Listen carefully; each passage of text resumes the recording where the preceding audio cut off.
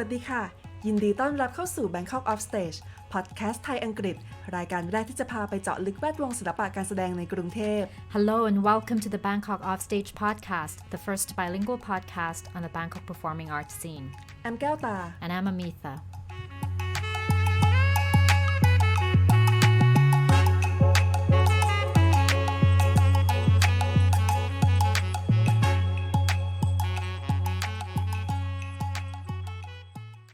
Back in August, Bangkok Offstage sat down for a conversation with arts critics and writers Corrie from Singapore and Katrina Santiago from the Philippines. They reflect on how they became critics, the intersection of writing and activism in their works, and the place of art and arts criticism in a world turned upside down. This episode is in English. ช่วงเดือนสิงหาคมที่ผ่านมา Bangkok Offstage ได้ไปพูดคุยแลกเปลี่ยนความคิดเห็นเกี่ยวกับการวิจารณ์ศิลปะกับ2นักวิจารณ์และนักเขียน Corrie จากประเทศสิงคโปร์และ Katrina Santiago จากประเทศฟิลิปปินส์ทั้งคู่นะคะได้เล่าให้เราฟังถึงการเข้าสู่เส้นทางการวิจารณ์ความสัมพันธ์ระหว่างงานเขียนและการขับเคลื่อนสังคมรวมถึงบทบาทของศิลปะและการวิจารณ์ศิลปะในยุคที่ทุกอย่างเปลี่ยนไปเอพิโซดนี้เป็นภาษาอังกฤษค่ะ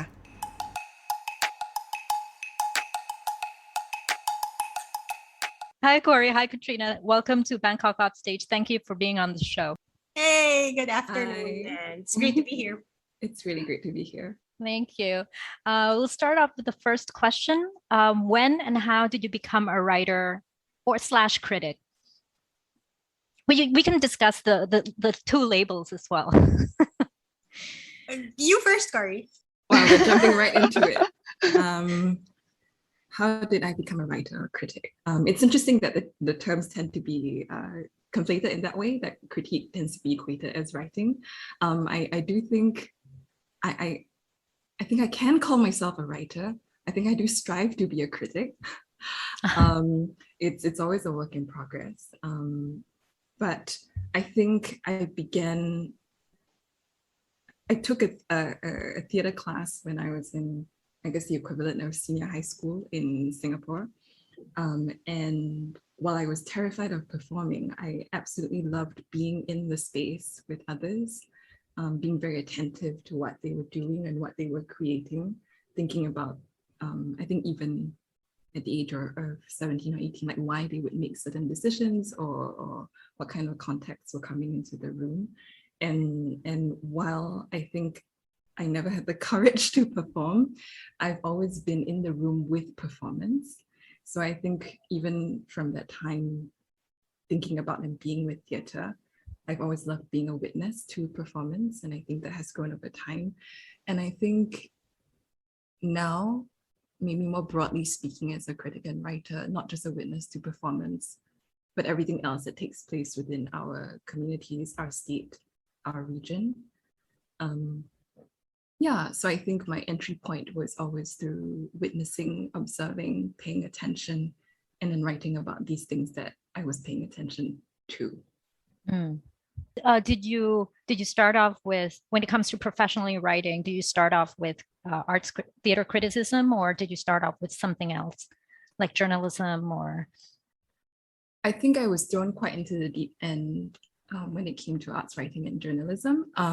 I, at a very young age, took up a scholarship to be attached to a very large mainstream media company institution in Singapore. So they offered me a sum of money to do my undergraduate education. And then in return, I would be their indentured journalist for 6 years upon my return.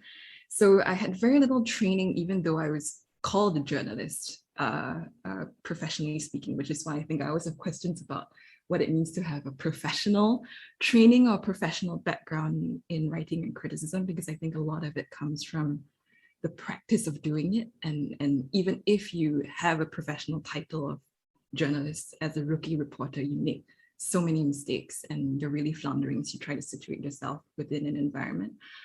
So I came back to Singapore after my undergraduate education and I started writing straight away. And of course, as with all early writing, it was awful.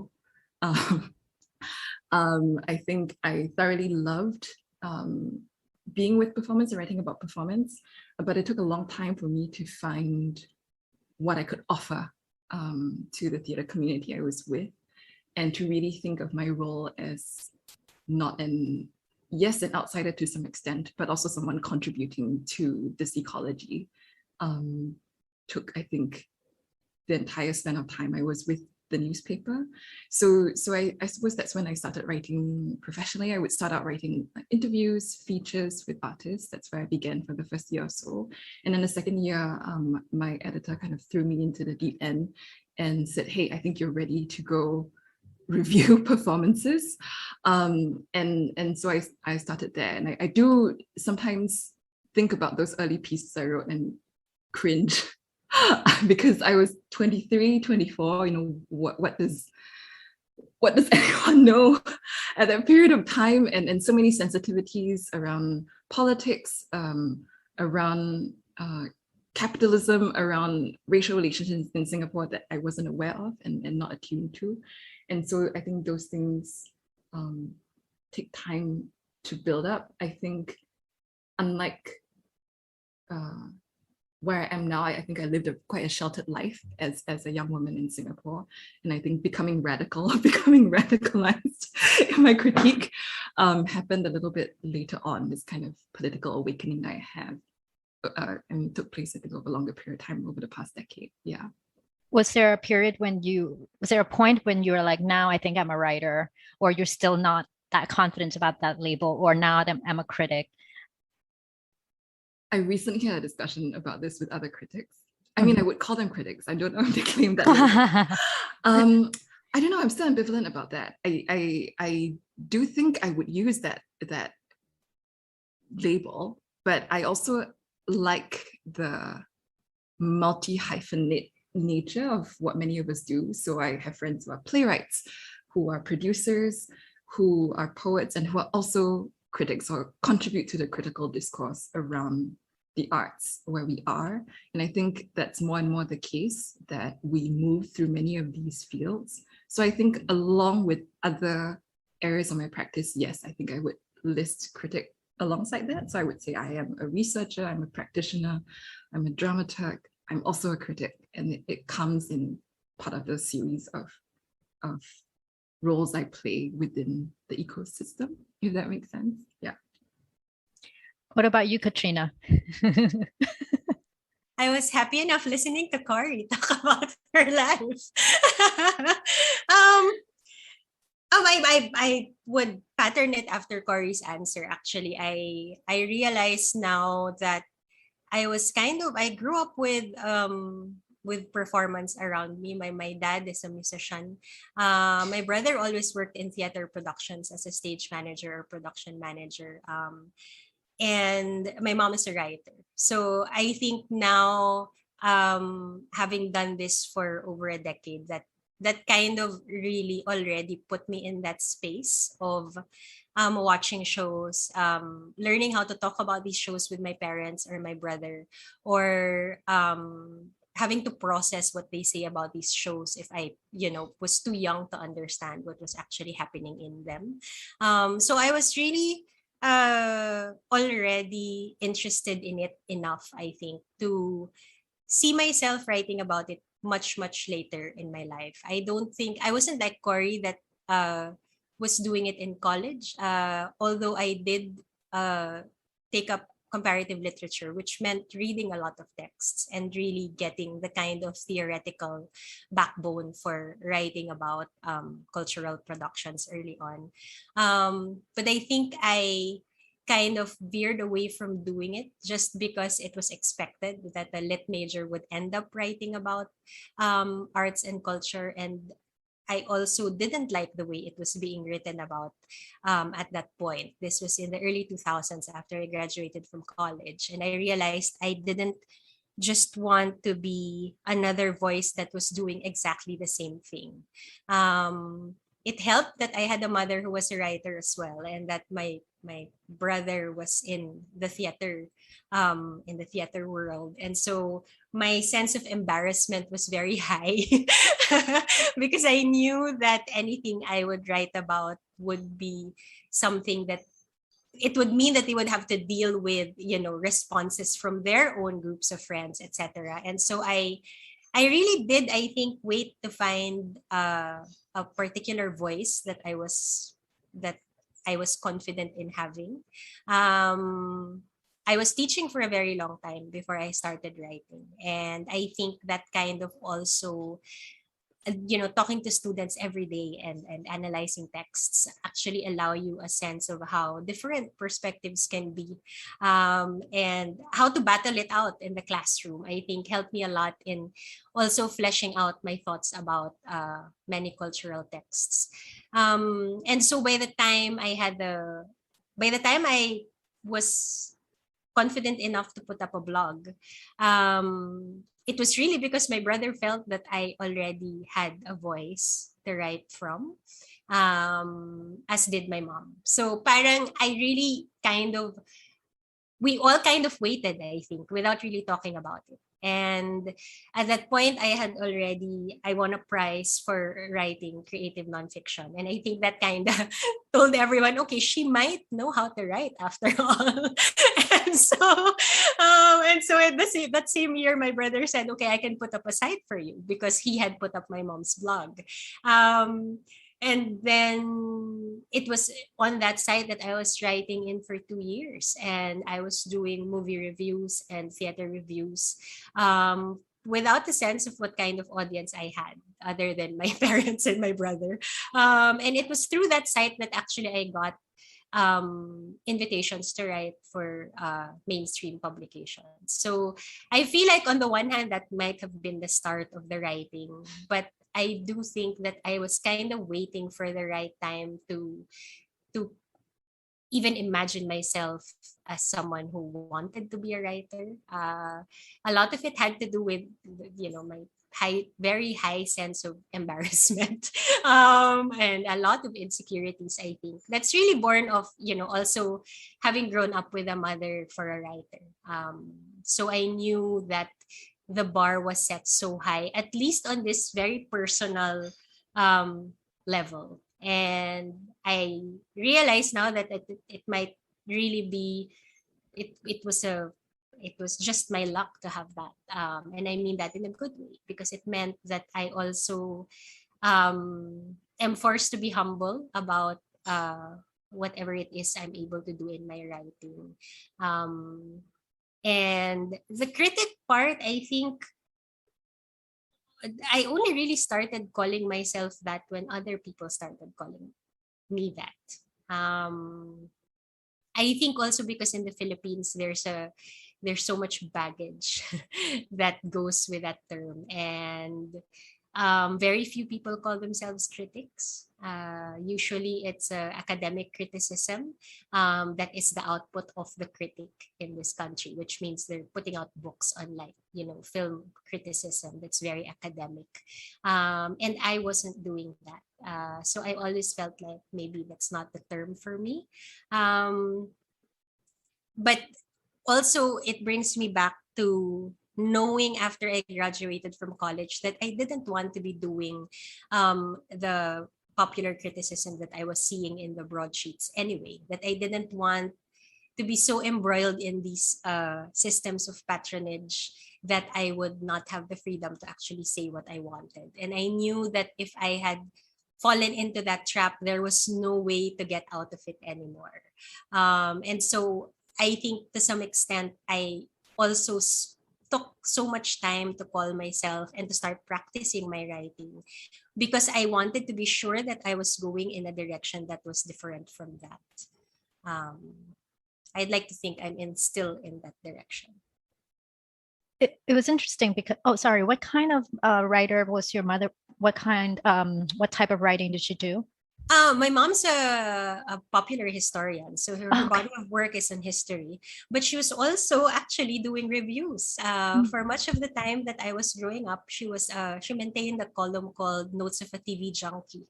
So she was doing popular culture reviews for a full decade. I Wow. think and she was actually able to move that column across different publications. So it was a very hard act to follow. I one of the first things I remember being asked when I was in college by one of my teachers who knew of her column was whether I wanted to revive it, and be the person who's writing about television. And I said no. Because it felt like such a burden. And you know, when you grow up seeing your mom writing, it kind of also makes you realize how difficult a job it is. I think I kind of also was reacting to, you know, all the late nights, etc., meeting a deadline. But my mom was also writing for television. She did the first version of the Filipino Sesame Street. So I grew up with her pulling, you know, all-nighters, sitting down with editors for TV shows like that, or doing documentaries on national issues. So it was really just, you know, a hard thing to imagine myself doing, because not because I felt that I might not be able to do it, but more than that, I felt that the commitment might not be something that I was ready for. That's a very interesting background for both of you. So why do you still continue to write up until now, and why art criticism specifically? Actually, maybe I could just add on to what Katrina was saying, because I find it so interesting to observe that we both carry different kinds of impositions or burdens. So I think with Katrina, it's this feeling, oh, my mom is a writer, is a popular historian, is very established in this field. And also that you had the time, right, Katrina, to shape your voice on your own private forum almost before entering a more mainstream or institutional type of practice. So I think that gave you a lot more agency to shape the kind of voice you had and what you knew you wanted to bring to the table. I think reflecting on it now, I had a very different experience where I was kind of forced to shape my writing, or it was massaged to fit the mold of a certain kind of state-aligned institution. And it has taken many years to unlearn that. And I think I'm still in the process of unlearning a culture of fear and self-censorship, which I think more broadly speaking is quite rife in Singapore. And to widen the space for my own discourse, or what I felt was important to be written about and valued, right? Especially in the pages of a national broadsheet, where the more experimental, provocative, or small work that I felt was incredibly important is not deemed important by certain powers that be, for example. So I think we maybe contend with different kinds of lineages in this coming to writing. And I'm almost envious that you grew up in this kind of family. I was so supportive of your cultural upbringing, because I never encountered theatre until I was 18. And it was the first time when I realized, oh, the literary text we're reading just by rote, the Shakespearean text we're reading, wait, they're meant to be performed? What does that mean? You know, I never stepped into a theatre. And it was only later on that these kinds of baggages of like what is a sophisticated taste that a critic is expected to have began to weigh on me, because I never had that practice, right? I wasn't shaped in a cultural milieu. I had I think very ordinary lower to middle class childhood in Singapore, no exposure to what is, you know, named as refined or culturally elite.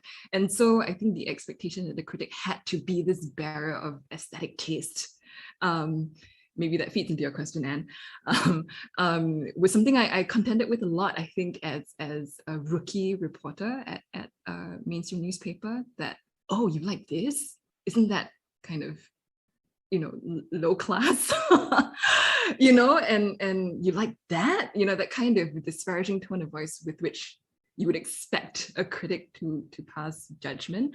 So I think maybe shared by Katrina, I had a sense of discomfort about, you know, what is supposed to be enjoyed and what is considered a guilty pleasure, and what is high art, you know, and what is was welcomed and written about with enthusiasm. And that even to show enthusiasm is like unbecoming of a critic, right? That this kind of visceral, emotional affect that you feel about work. Like, oh, aren't you supposed to be aloof and distant and cast judgment in that way? So I think very much throughout my time at the newspaper, I was figuring out a way to communicate my love for performance, and even performance that people that may not conform to what people think is aesthetic or conforms to standards of taste. So I think there was part of a struggle around democratizing arts criticism almost, that and maybe that's also part of the hesitation why I want to call it, like, similar to Katrina, I don't want to claim that title so much, because I feel like once you are that critic, then you become the arbiter of taste, and I'm very resistant to that. Like, I don't think it should be one person's job to arbitrate, what is good taste and what is in bad taste. So that's something I continue to struggle with, I think, and I'm moving away from. I'm less interested in doing that, and more interested in broader ways in which art intersects with the state, with the political, with our various communities. So I very much feel that, coming back to your question about arts and criticism, I've a great love for how many critical debates can manifest through performance and be subversive and provocative in performance, often in very clever ways in a state where people tread carefully. And now that I've been doing it for some time, I cannot imagine myself being away from that. And there's always the thrill of seeing artists come together to create something that so brilliantly reflects or provokes or captures or evokes something about the time in which we live in a way that I think very few other mediums can. And it's always like, I feel like, it's such a privilege and a pleasure to be able to bear witness to these moments, even if they are considered failures or not considered good, quote unquote, good work. It's always a pleasure to be there in the thick of it, watching someone attempt to figure their way through something. Yeah. Katrina, go ahead. Corrie said so much. I just want to answer her. I just want to listen to Katrina. I know. I can just listen to Corrie. I think that I ended up with art criticism because the opportunity became available to me. The first person, and I think, unlike Corrie, there certainly were benefits to living in a so-called democracy. No, so I had been part of a criticism fellowship with one of the universities, and one of the panelists there, one of the organizers actually, was the editor for arts and books in the Philippine Daily Inquirer. And at the end of that, they totally lambasted my scholarly criticism in that panel. But after the workshop, he messaged me and said, I think you can write for the Inquirer. And so he was actually the one who was assigning the texts to me.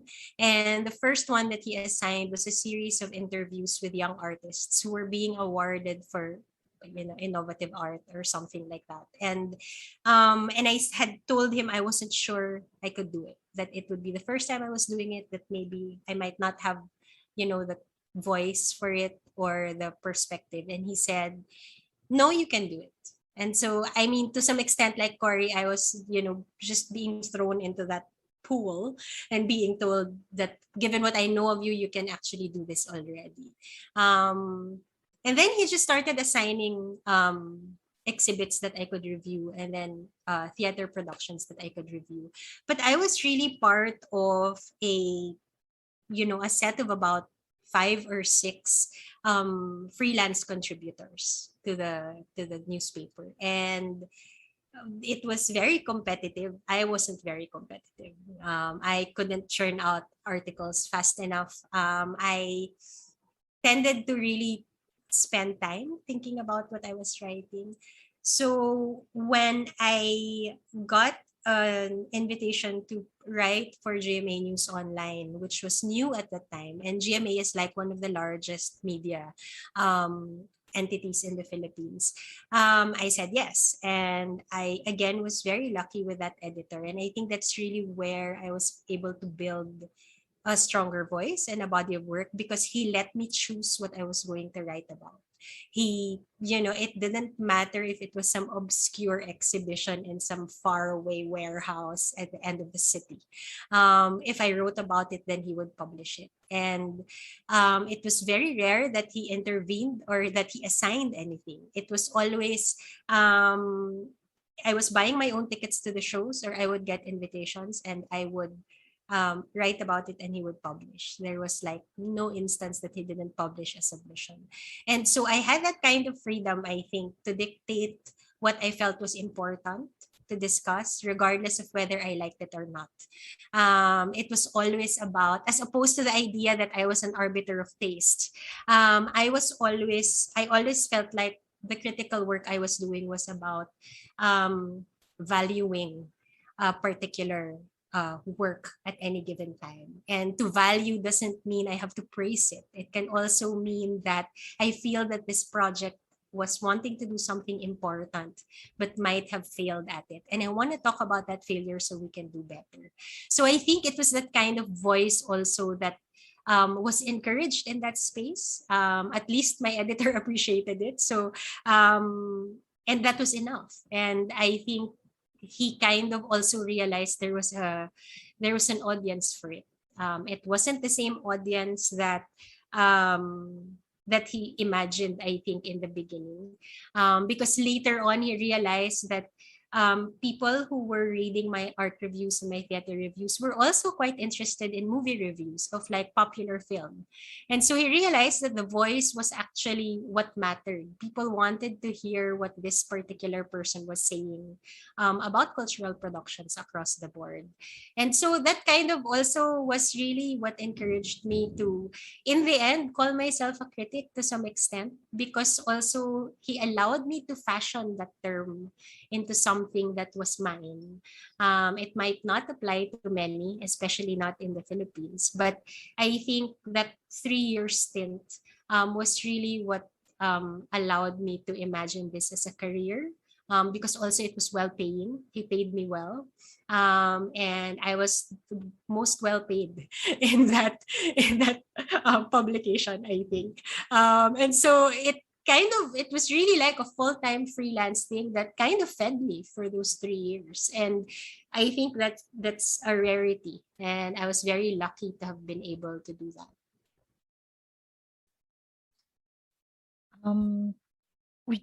Corrie, would you like to add anything to that, or? I'm still mulling over it, but Okay. I'm just marveling Okay. at Katrina's kind of very. I feel like I've heard you, Katrina, speak about your practice more often than I speak about or articulate my own, and it's always a pleasure to hear her, whether she's speaking to my students or in other environments in which I've invited her to speak. And I'm recognizing how much I've also learned from her about as someone who's younger and earlier on in my practice. How do I, now that I've being invited to more of these platforms, how do I articulate my practice and approach for others? So I'm just very admiringly listening to Katrina also. So yeah, grateful to hear how a self is formed almost in relation to all these things. So yeah. Since we all write about and in this region, why do you write in English? What's your relationship to the language? And what does it mean to write in English in this region? Well, we're talking to each other in the language that we have in common. So I think that is what makes it valuable. I think that I write in English because I studied in English. I grew up in a household where English was, we had English books all over the house. My mom writes in English. My brother writes and reads in English. I grew up with martial law and censorship, which meant we primarily had English shows on television. So I feel like my generation was really, that language was thrust on us. Is it a limitation? Of course. I think that on the one hand, I appreciate that I can talk to a bigger audience outside of the Philippines in English, but I do know that I'm not speaking to a bigger audience in the Philippines when I write in English. Can I write in Filipino? I think I can, but I don't know that I could in terms of the critical practice. I don't have the vocabulary for it. I don't have the I don't have the headspace for reimagining my critical voice in that language yet. It's something I wish I could do later on. But right now, I also feel like, given where we are in the world, that the the ability to still play around with English as a language that will communicate to a bigger regional audience is as important as the task of speaking to a larger audience here. I also feel like I think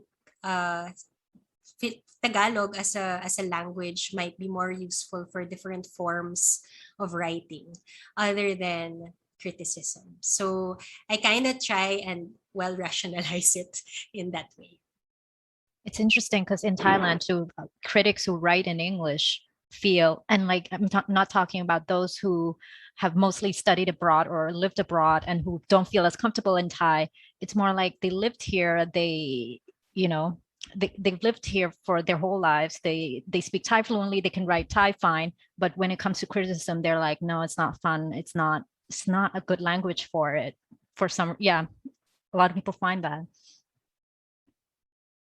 What about you, Corrie? Yeah, Sorry, that's interesting to hear both of your reflections about where you're located.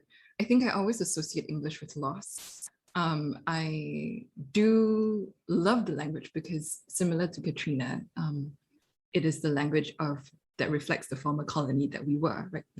Our British colonial past. But I think a lot about English and loss because Singapore's bilingual policy, and I think Singapore has overly romanticized the mandatory bilingualism that we have here. So while each of us speaks English in our supposed mother tongue, I feel very little affinity with Mandarin Chinese because my parents' and grandparents' native languages were Teochew and Cantonese, right, reflecting where they came from in the south of China as immigrants. And I was never able to communicate with any of my grandparents, both paternal and maternal, because of the language policy changes in Singapore during the period of time just before I was growing up and while I was growing up, that eradicated dialect from every part of our life. So many people of my age and younger have no access to this oral history. And so I always associate my sense of English and also Mandarin with a deep and profound loss. And it's also strange because I feel very little affinity to, I suppose, China as a kind of former homeland for my ancestors, right? Because we are considered, I suppose, diasporic Chinese. But I suppose, yeah, I don't find a particular affinity to the mainland in any sense. So I think many Anglophone Singaporeans, I can't speak for Sinophone Singaporeans who are Chinese, for example. I think that is one of the burdens of Anglophone Chinese Singaporeans. That this is very different for Singaporeans of other racial groups who have different relationships to their history, particularly if they're indigenous or if you are considered Melayu, which is also a catch-all term for many different kinds of residencies in Singapore, or if you're from the subcontinent or South Asia or from India. So I think, yeah, language is quite fraught. I think in Singapore that English has become the language of this country because it was a pragmatic decision to interface with the world through this business language. And you know, I was reading a bit of like Singapore theatre history, and NTU Professor Kwasiran at the Nanyang Technological University, Professor Kwasiran has written a book on 100 years of Chinese theatre in Singapore. And he wrote about he was kind of collecting histories about the 50s and 60s in Singapore, where theatre companies were really excited about creating a Malayan identity because of the kind of formal merger with Malaysia that Singapore would go through. And in the 1950s and 60s, Bahasa Melayu or Malay was really a lingua franca of this region. And you can see it in art history, the painters that we have had in Singapore, such as Tramiati, they captured what it was like at the time to embrace a Malayan identity. As he has a painting called National Language Class, where people are learning Malay formally. And I don't want to romanticize the period, it's very complex, but I do mourn the loss of what could have been a shared language in this region. And we really could have been a very polyglot space, I feel, that I could have spoken maybe 4 or 5 different languages, even as a child. And I see that with my Malaysian friends, right, that they easily slip through different dialects and languages. So I feel like I'm doing a lot of catch-up work now. So I've been, for the past 2 years, I've been learning Bahasa Indonesia, which is mutually intelligible with Malay. So similar to Thai and Lao, I suppose, that you can kind of understand each other. They're not completely similar. There are quite some dramatic differences, but it helps. And of course, I learned Burmese because my husband is Burmese. And I think it's my act of playing catch up. And also what it means to build regional bridges or solidarities, to recognize that we are not separate from the region. I think Singapore has this notion of exceptionalism that separates ourselves from this region. And I'm really struck, for example, in events such as the Asian Arts Media Roundtables, such as the one we had this year, when you have Indonesian, Malaysian, and Singaporeans in a space. What could have been when we use Melayu or Indonesian as a shared lingua franca, and now we can't. And there are some of those possibilities, and I feel it, when people translate for each other and or are more comfortable speaking with each other in Malay or Indonesian. And I think I always mourn the fact that English became the centering or dominant language instead of others. So yeah, I have a very complicated relationship with English. And like Katrina, I think I write predominantly, almost exclusively in English. I don't know if I wish I could write in Chinese, but I think I do hope to build experience in other languages. I don't strive to master them. I don't think we ever master a language. We only grow affectionate with it, and learn its different nuances. So sorry, that's a very rambly answer. No, I yes, I think it's just a Can lot I of add on to sadness that, and loss. though? I just wanted to add to that. I actually, because Corrie has been posting about learning Burmese, and I think one of the things that I think I told that I think Amita and Sharmila know this from the interview in Japan, that my undergraduate was actually a comparative literature with a concentration in third world and Asian studies. And so I was reading about Southeast Asia. And so I was very familiar with a lot of the writers, primarily from Southeast Asia within a given period. And that kind of that kind of track actually also pushed me to learn Bahasa. I had like 4 years of Bahasa in college. It was my foreign language when everyone was actually doing Spanish and German, and they were doing the European languages. I had a one of my mentors was Luisa Malyari, who actually finished her MA in and she wrote it in Bahasa. And one of the things that she always told me was that there is no value in trying to talk to Southeast Asia without knowing the languages of Southeast Asia. And that it was such a major limitation for her that so many of our scholars, even in the department, were actually stuck on reading literature in English or reading it in translation. And so that was really actually a very important thing for me. I've always also felt that Bahasa was something that we could have so easily just gotten in on because of how close we are in Mindanao, and how you can just cross the sea and get to Malaysia. And that was one of the things that also was very frustrating for me, because by the time I was doing my graduate studies in the university, there wasn't really anyone to teach me bahasa. I couldn't continue learning it. And so it kind of just, it disappears when you don't practice it. But it's something that I've been thinking about a lot given the past year in the pandemic, and having done many of these conversations across the region, and the realization that it's not that I want to communicate in that language as much as I want to understand better what they are doing in that language, because I really feel like the translation, so much is lost in translation. It's not that we don't trust it all the time. It's that I feel like the language is so crucial to the kinds of resistance that we actually put together. And I feel like sometimes it defies translation, especially in English. I feel like it would be easier. I feel like it would resonate more if we were translating from Malaysian to Filipino, or from Thai to Filipino, instead of going by English before we get to us. So yeah, so I have the same language crisis as Corey. We appreciate English for what it allows us to do, I think. But I'd like to think that being critical of it, and knowing that there's so much more out there beyond this language, is actually a good thing. Yeah, and so when you write in English, it normally like go to like broader than people in your country, right? You can go like regional and global. So when you write, do you have like a specific leader in mind? Like you write for people in your community or in your country, or you still have to think about like those who not in your country that might read this piece? Do you have to like elaborate more or some of that stuff? Like, and is there any difference between the leader in your imagination and your actual leader?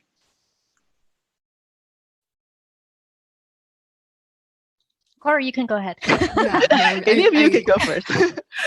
Yeah, I was thinking a lot about this question. I think maybe there are infinite answers to this. I think I do write very much for where I am located.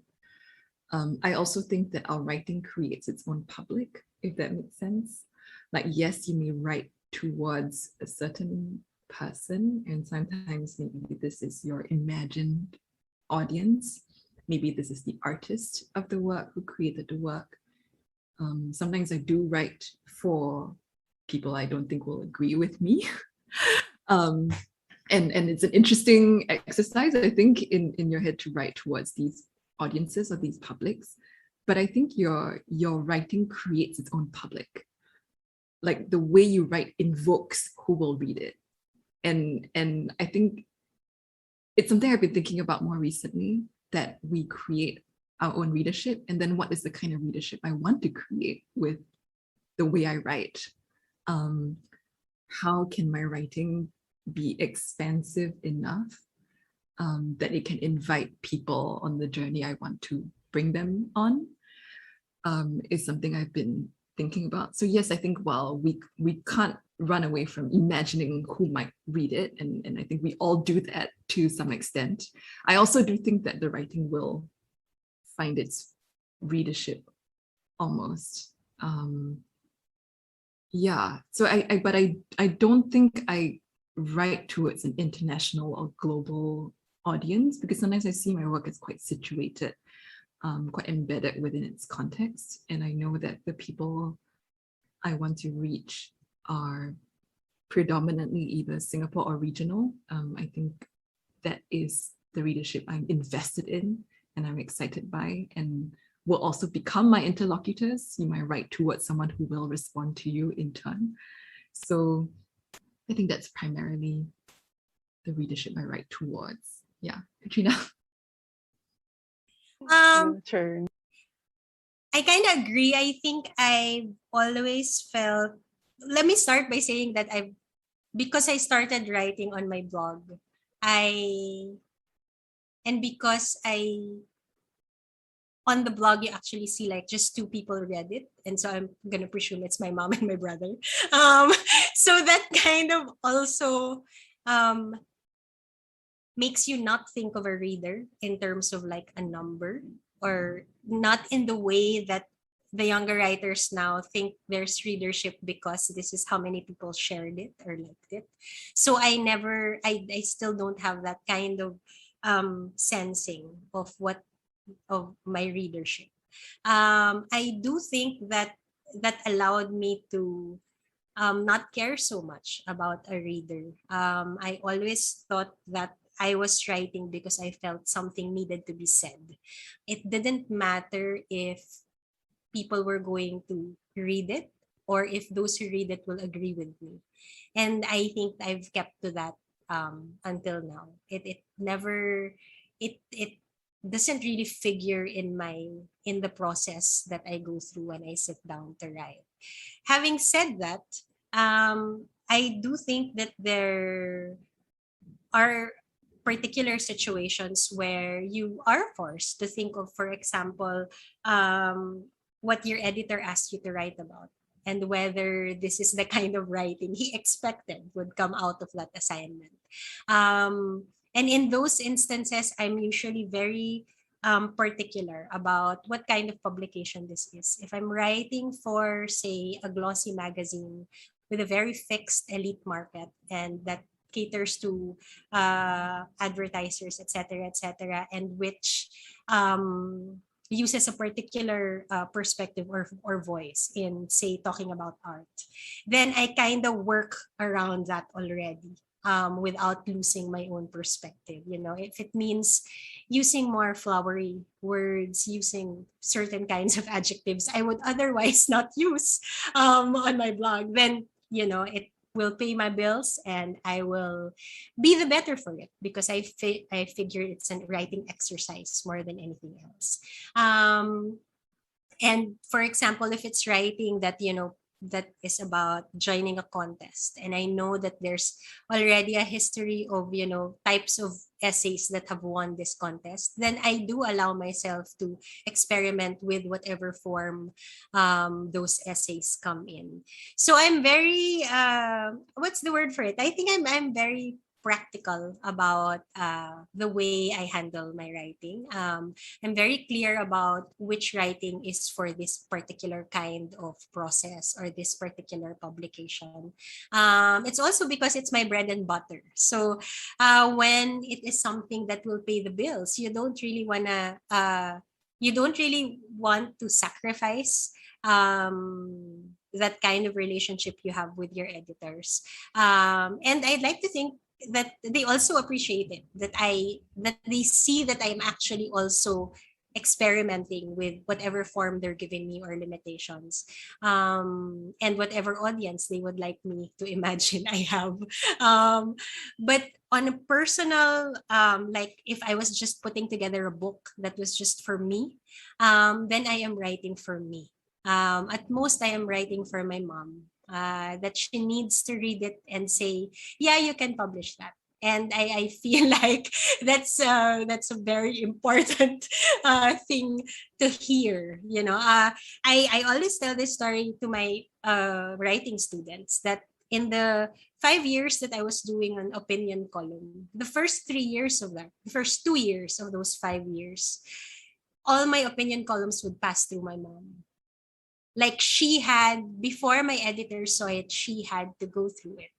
And it was hard on her because she had to edit within a deadline and I was cramming to meet a deadline.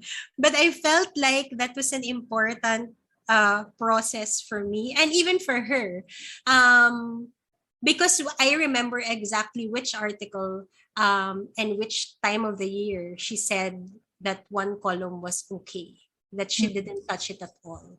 And it was such a major turning point for me as well, that I realized that I might have found the voice that I wanted and had the skill set to actually do this with a little more confidence than I had the first 2 years. So I'm very my notion of audience is really for that audience to have a dialogue with me Right. or to respond to me. It's not really, so I don't worry about it a lot because they don't need to agree with me at all. Right. And I think people who worry about an audience or a readership are really the ones who kind of believe that you need agreement. And I never feel like I need agreement. Mm. And you said that you had it had to go through your mom. It's because you insisted, she insisted, or I insisted. See, my level of embarrassment is very I insisted. I insisted that because at that time I was already writing. I had already a body of work for 3 years in arts and culture writing, which she never touched. Because she felt that that was my expertise.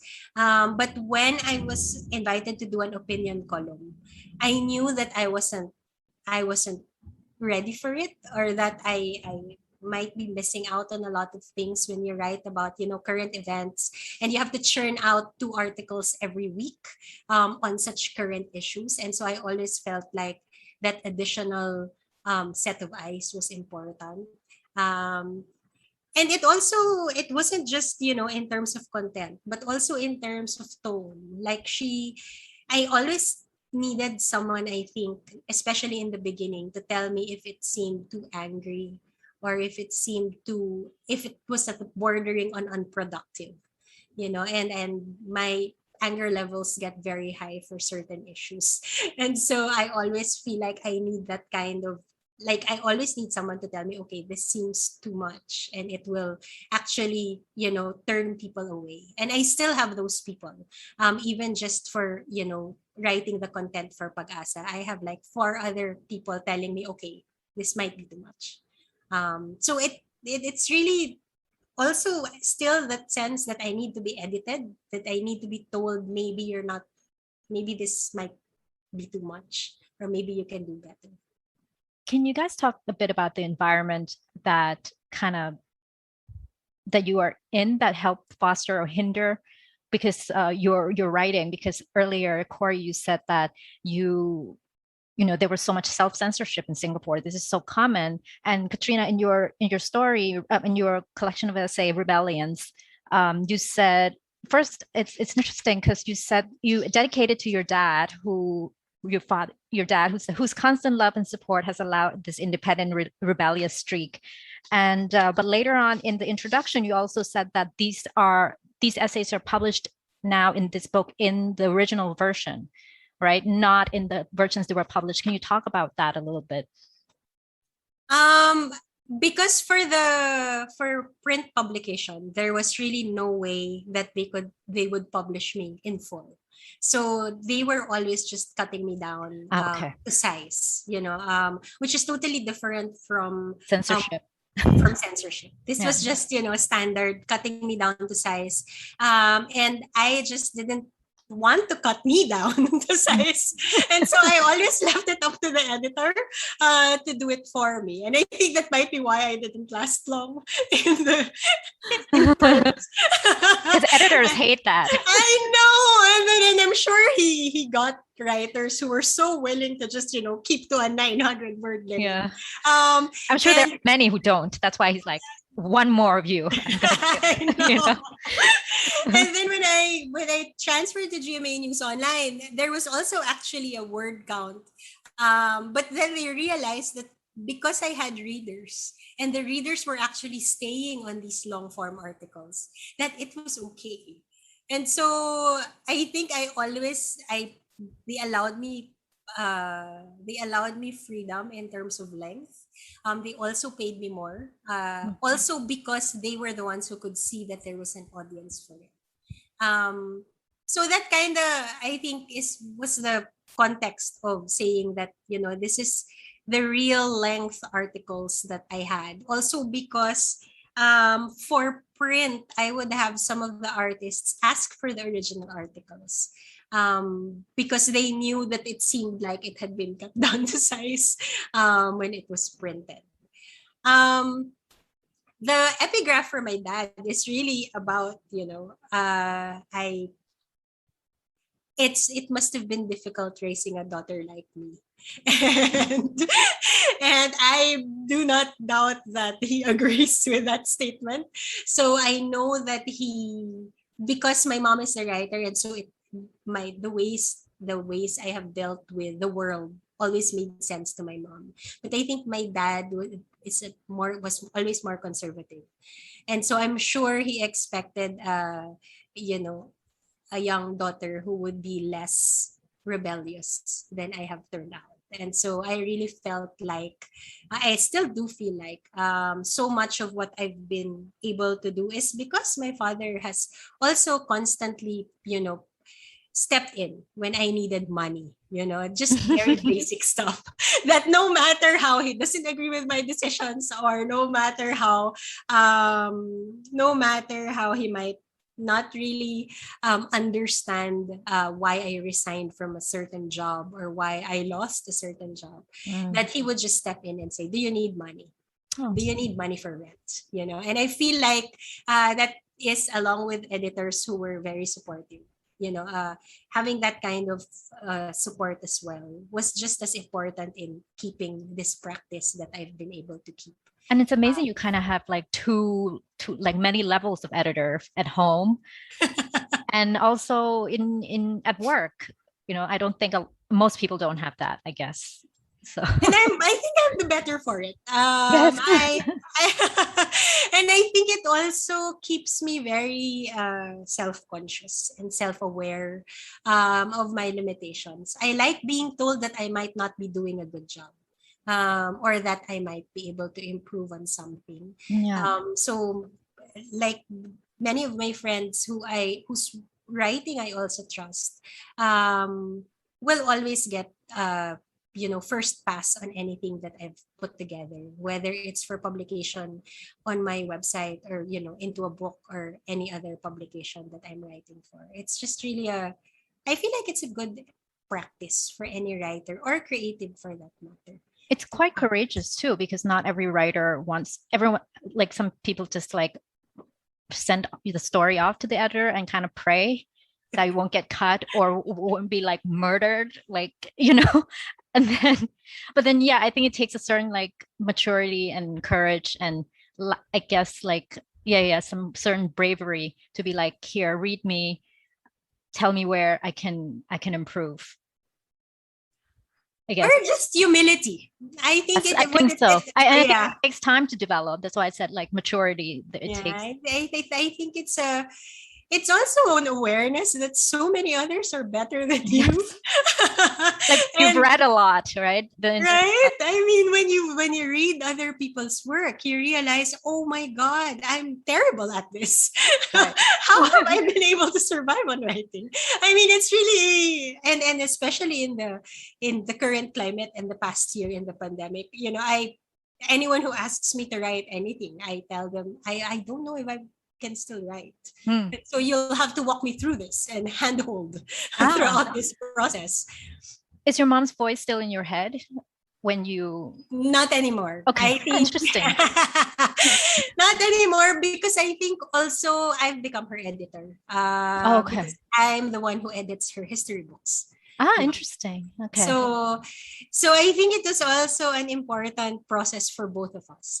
It took a while before she trusted me with that position as well, and it's I think it took the years that I've spent writing and sending stuff to her, so she also, I think, saw that I had evolved into someone that she could trust with her own writing, and so she has my voice in her head more than I have hers now.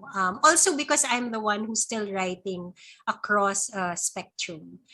She's really just focused on doing history books at this point. So it's a very focused exercise. Yeah. And when my voice that she hears is really the voice of, this is too long, or you're going in a direction that might not be interesting.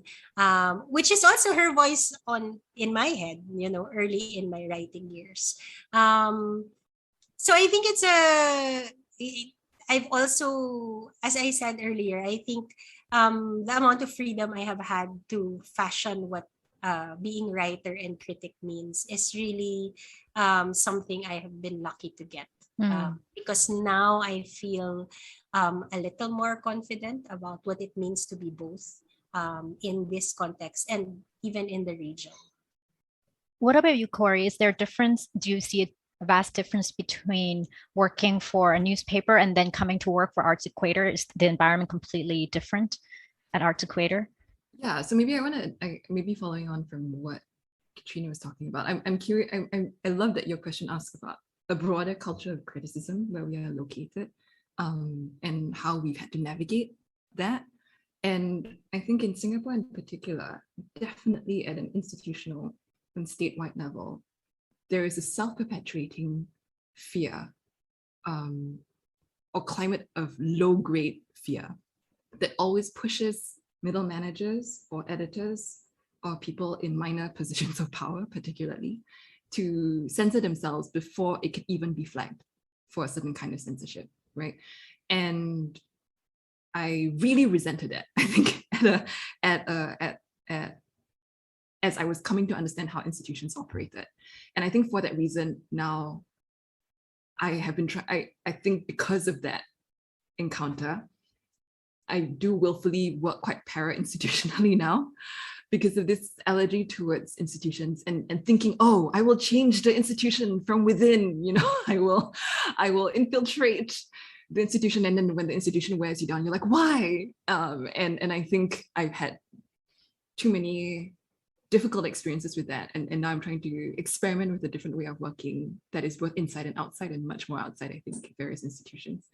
And I think, and I suppose you could look up this review. I wrote a review called of a show by Wild Rice called Press Gang, by the playwright Tan Tan Hao, who also used to be a journalist working for the same newspaper I was at. And I think something that we so easily say to absolve ourselves of our complicity in an institution is to be like, oh, the institution didn't allow me to do that. But everyone is saying that. And actually, if everyone stopped saying that, oh, the institution, you know, using the institution as a crutch or a shield, almost to shield yourself from your complicity in this entire machine. And I think moving out of the institution and working in a much smaller outfit or writing independently has made me confront my own fear of being being called out or being singled out as a critic. Yeah, I think it has made me more courageous for it, but it is very hard to shake this culture of collusion and of silence. And I think a lot of this stems from the fact that I suppose in the 90s in Singapore, we came up with a word for it, I guess, in political discussions. The writer Catherine Lim was asking about, so what can we write about? What can't we write about? And the term that emerged was a golfing term called out of bounds markers or OB markers. And that in Singapore, there are certain OB markers that you can't touch, but no one says what these markers are. So you're kind of like groping in the dark to figure out, did I cross the line? Is this too far? But then it becomes a self-defeating exercise, because if you keep trying to adhere to these invisible goalposts, you will never write what you need to write or articulate what needs to be said. And I think very much we are just censoring ourselves before the censorship even arrives. You know, actually, I think there is much more room for things to be pushed, particularly in the arts, because it's a much smaller sector. I think there can be a lot of wiggle room for you to say what needs to be said. But I think there was a period of time, Singapore went through a really difficult political period throughout the 60s, 70s, and 80s, where there were so many purges of more leftist artists and cultural workers, and even religious workers who were aligned with like liberation theology and very left-wing. You can even see the work of, you know, one of our most famous playwrights, Kuo Pao Kun. In the 60s, he was writing work like The Struggle and like, hey, wake up, you know, about factory workers, about pushing back against authority. And then he was detained for 4.5 years. And then after that, his work becomes really allegorical, right? Like everything is wrapped in like, oh, this is a symbol for this kind of work, where we get really great plays still, you know, like The Coffin is Too Big for the Hole or No Parking on Odd Days, that critique this kind of bureaucracy in Singapore, very Kafkaesque bureaucracy. But I think one thing that has perpetuated or continued is that, it feels very similar. I've been reading a few texts on censorship and critique in late New Order Indonesia, so in the late 1990s.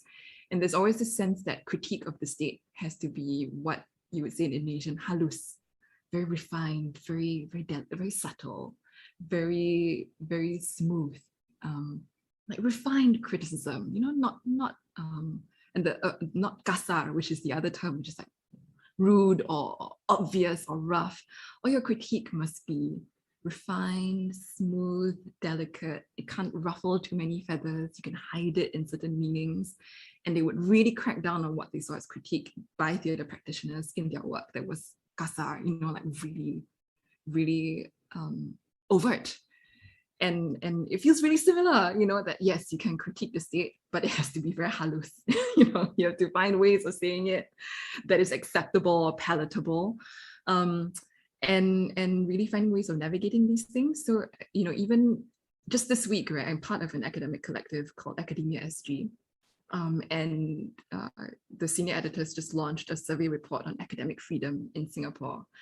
And the irony is that people were telling other people, oh, don't take part in this panel on academic freedom in Singapore, which kind of proves the point, right? that they are afraid, even if the fear is doesn't come from the state. It might really be self-perpetuating, right? Like what might happen if you take part in something like this really proves the point. So I think it's this climate that I also struggle with myself, that I am sometimes afraid, like, oh my God, if I'm aligned with a collective such as this, will this mean that certain academic positions are closed off to me? Because that very much could be the case, right? In the future, there's definitely a very quiet gray listing and blacklisting of people, and you would never know why.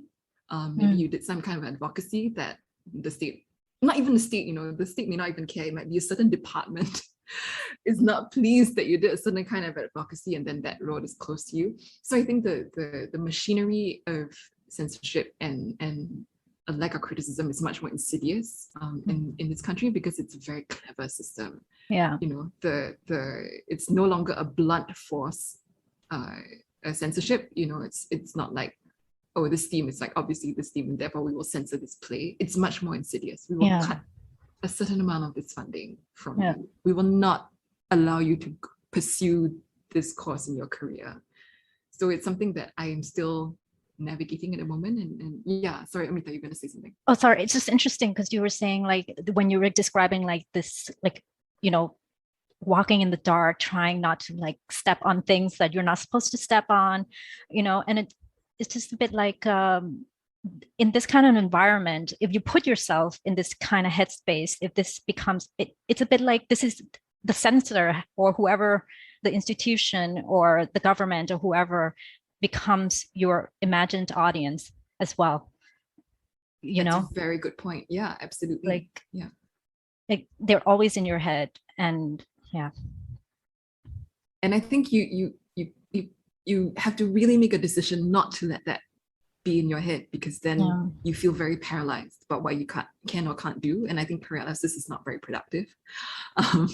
And I definitely have been paralyzed at many points in my life, thinking about things I've submitted, let's say when I was still with the national broadsheet, that would be quietly certain things rewritten, overnight, or I would have tweeted something more political and then be told, no, you can't tweet that, please delete them. And I feel very liberated now that I don't have to submit myself to these processes. But I think now that I've entered academia, it's a whole different set of machinery that is now wedded to rankings, or how many journals do you publish in, and different kinds of gatekeeping. Now I'm realizing that as I enter this field. So yeah, I think maybe that's a little bit of how I would describe culture of criticism here, and how I think people are trying different ways, and my way may not be the only way, right, to navigate and resist the voice of the state in your head. All right. I'm also curious, like, where do you get like those criticism pieces published? I mean, like now in Thailand, we're mostly, those pieces go online. but I'm not sure, like in your countries, like you still have like published in a journal or like you printed stuff. I guess now most of the work I publish is online, Mhm. and that affords a lot more freedom, I think, with what you can or can't write.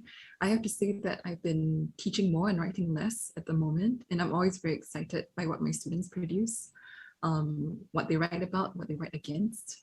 And that's really important to me, that it's not just my voice writing something, but there are many, many voices working collectively.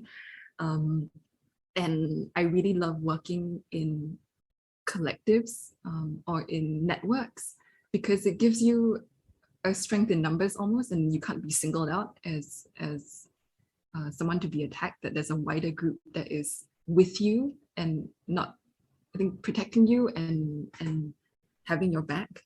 So I really appreciate, let's say this academic collective I've just joined, which is Academia SG, which are 4 tenured professors who, because they have that security, know that they can offer space and room and protection to younger scholars, and a space to write.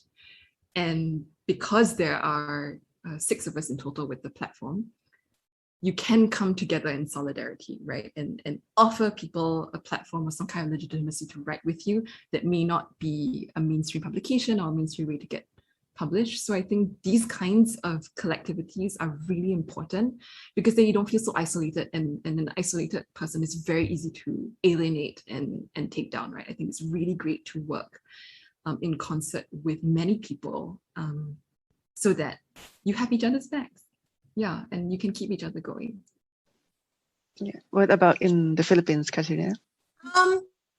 I think there are very few publications publishing reviews even. And I don't know when that shifted. I left the mainstream in 2017. I don't know when it was that suddenly reviews weren't welcome even in the publications that I wrote in. And so I know that the younger writers have been encouraged towards writing feature articles and doing interviews or PR pieces instead of doing critical work. There are a lot of, I think, younger art studies scholars who have put together different websites, but I feel like, as with Gaslight, which is what I put up for reviews, it's very difficult actually to encourage people to continue writing about arts and culture, because you also feel like you're competing with the industry of content creation, which can also be very critical, or can be doing reviews of, say, theater productions, but they're all just doing it on Twitter or on Instagram. And I think there has been that kind of disillusionment for those who do want to do things long form and who still want to write essays.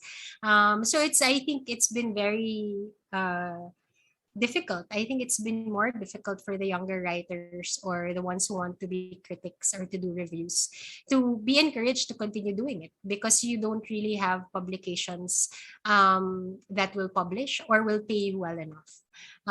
So I feel like in the Philippines in particular, the state of criticism is really and has to be bound to how much you earn from it. And I don't think that there's massive earnings that you can get from it at this point. But I do think that there is a lot of interest in being critical and in consuming texts. Like Corrie, I've spent a lot of time teaching, and you realize that kids are actually very critical. They might not be writing about it. They might not be doing essays, but there is a very keen sense of what is wrong with what it is they're seeing. There's a very keen sense of why it's important to contextualize cultural productions in the state of the nation. So there's a very clear sense of what is valuable and what isn't for a time like this one.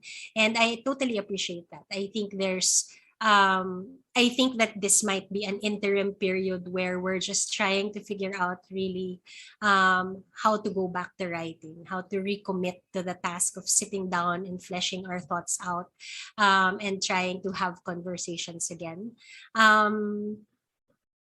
There isn't really, we don't have a problem, I think, with self-censorship. I think in terms of being able to speak as loudly as we want, there is that kind of freedom. I do think, though, that when Corrie mentioned,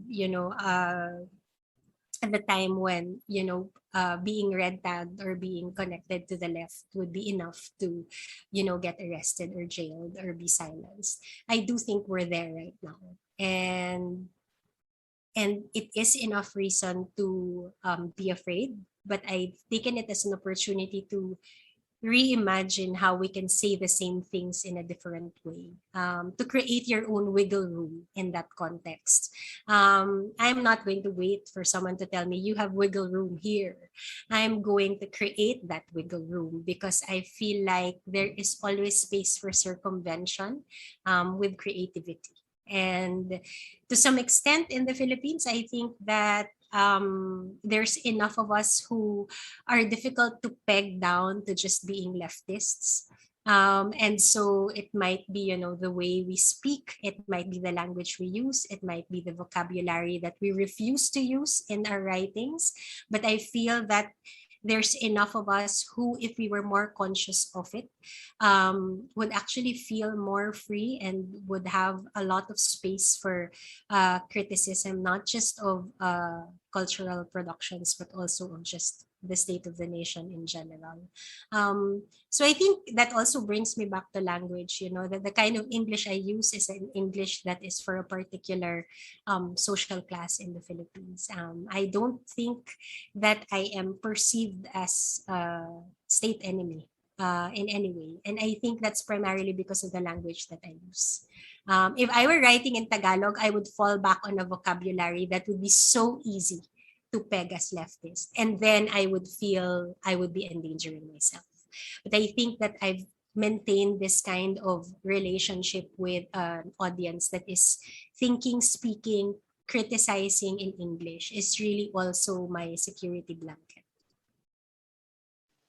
Yeah, it's interesting that Katrina just mentioned that it's already hard for like writers and critics to continue writing. And I think especially during this, pandemic, because like there's like more stuff, more online performances and like hybrid stuff, virtual conference or virtual like seminars. Do you think like this going online has affected your work, or do you have like your perspective has changed since the pandemic comes? Yeah, I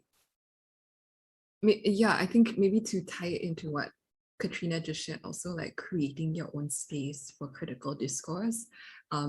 We've mentioned Arts Equator a few times, but I just really want to say Arts Equator has been incredible, not just because I work with them, but that they have carved out this regional space for us to be able to offer up very situated, located pieces of critique or reflections that tie us to the struggles of the region more broadly as a whole, to see parallels and divergences and to see how we can learn from each other. Maybe we'll revisit that later on.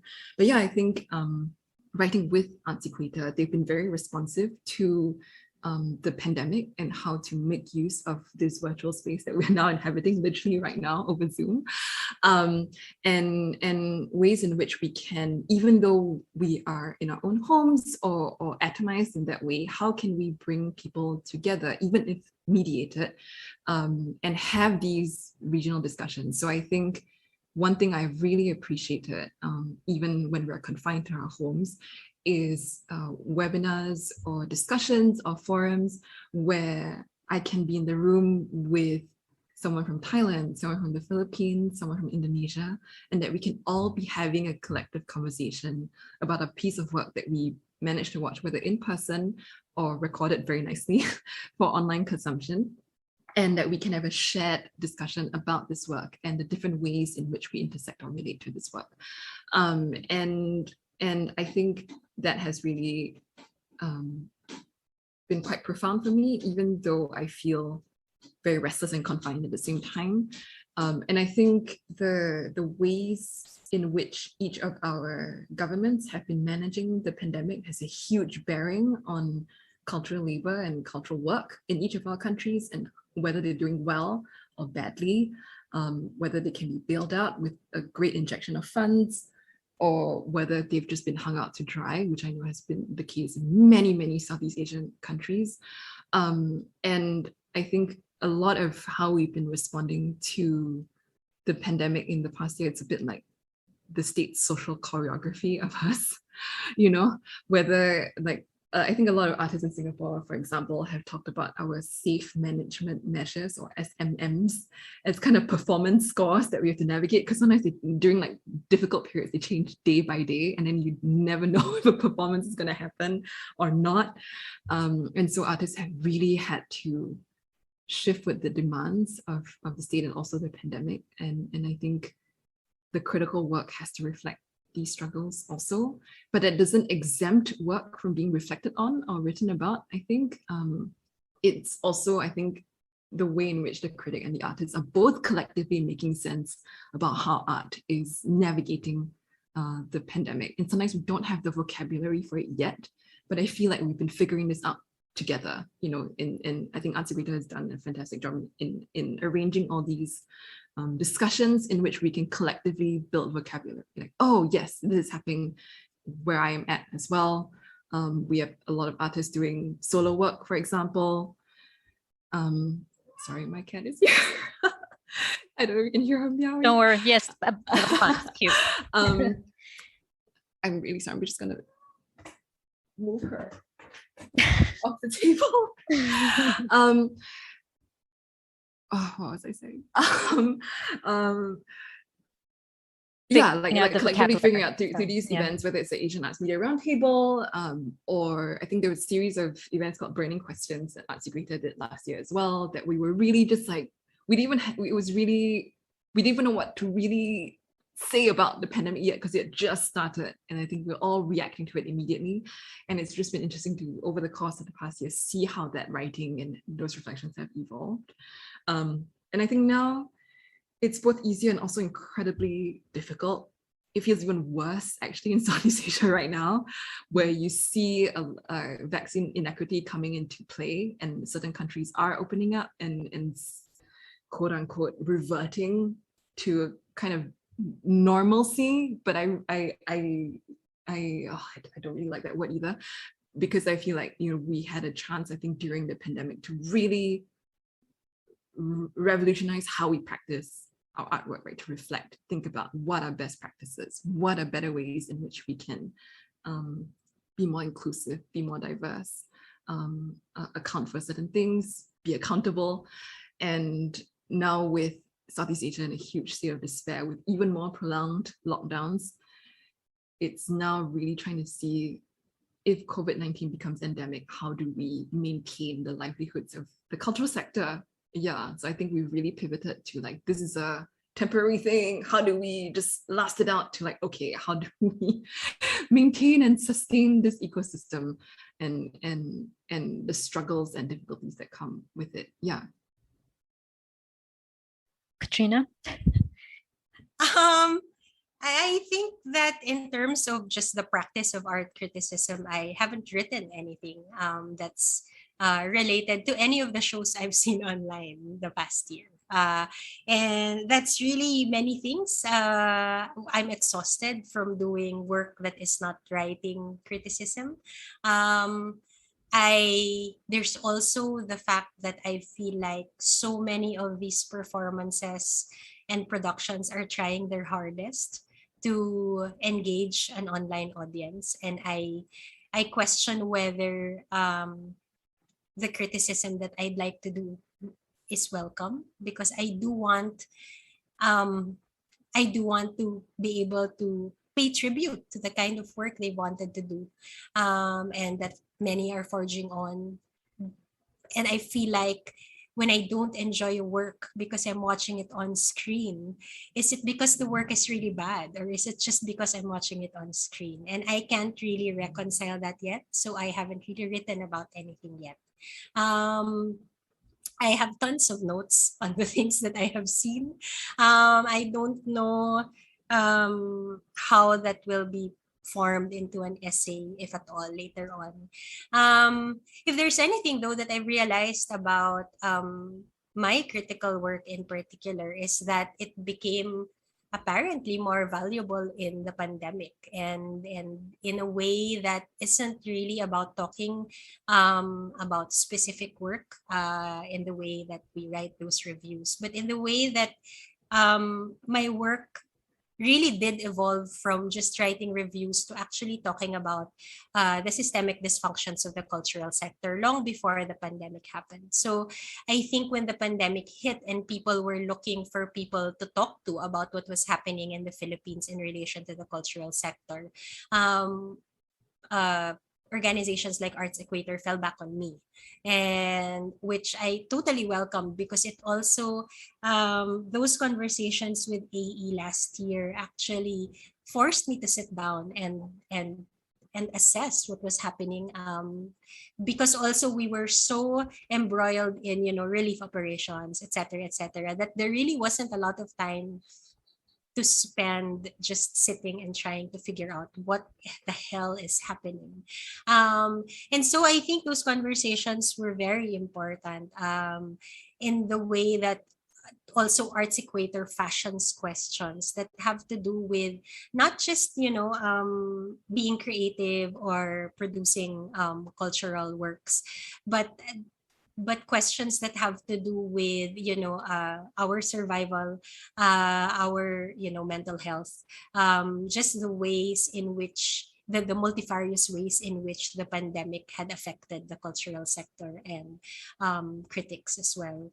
And I think the past year, and this is something that I've told a couple of friends as well, I think it surprisingly also strengthened my belief that criticism is important, because it, when done well and consistently, regardless of whatever fears we might live with, or regardless of how much we earn from it at any given point, at critical moments in history, the function of the critic is really to talk about the crisis, and in this particular juncture, that crisis is so massive that there was no way of actually fleshing it out as it was happening, other than to actually fall back on the work of critics, even before the pandemic.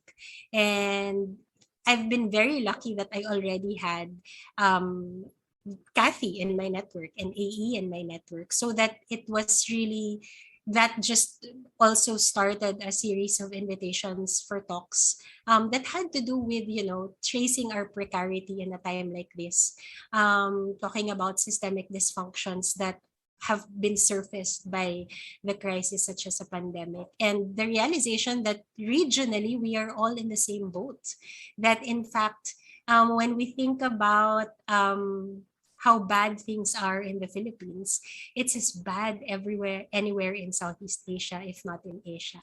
And one has to be grateful for organizations that want to have those conversations. And, the Mekong Cultural Hub, Forum Asia, Arts Equator, of course, have been so important in maintaining these conversations. And I think to some extent, and I'm pretty sure I don't just speak for myself, getting invited to have these conversations and do presentations for these things also have kept me very sane the past year. It always felt like a marker for, I have this at the end of this week, or I have this within the month, and I have to prepare for it. And so it brings me back to the fact that I am a critic and I am a writer, and I do have the kind of experience and headspace and backbone to talk about these issues. And it doesn't matter whether in the Philippines they care about these conversations, because they don't.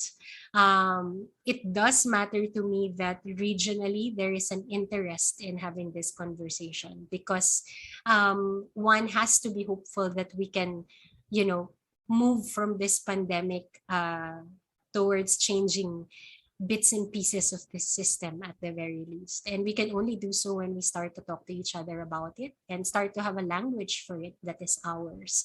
And I said this in one of the forums, I think, that, our crisis really is that if we don't get our shit together and start telling our stories about the pandemic and how it has affected the cultural sector and just our nations in general, then someone else will start telling that story for us. And I feel like the role of the critic is really to start telling those stories already.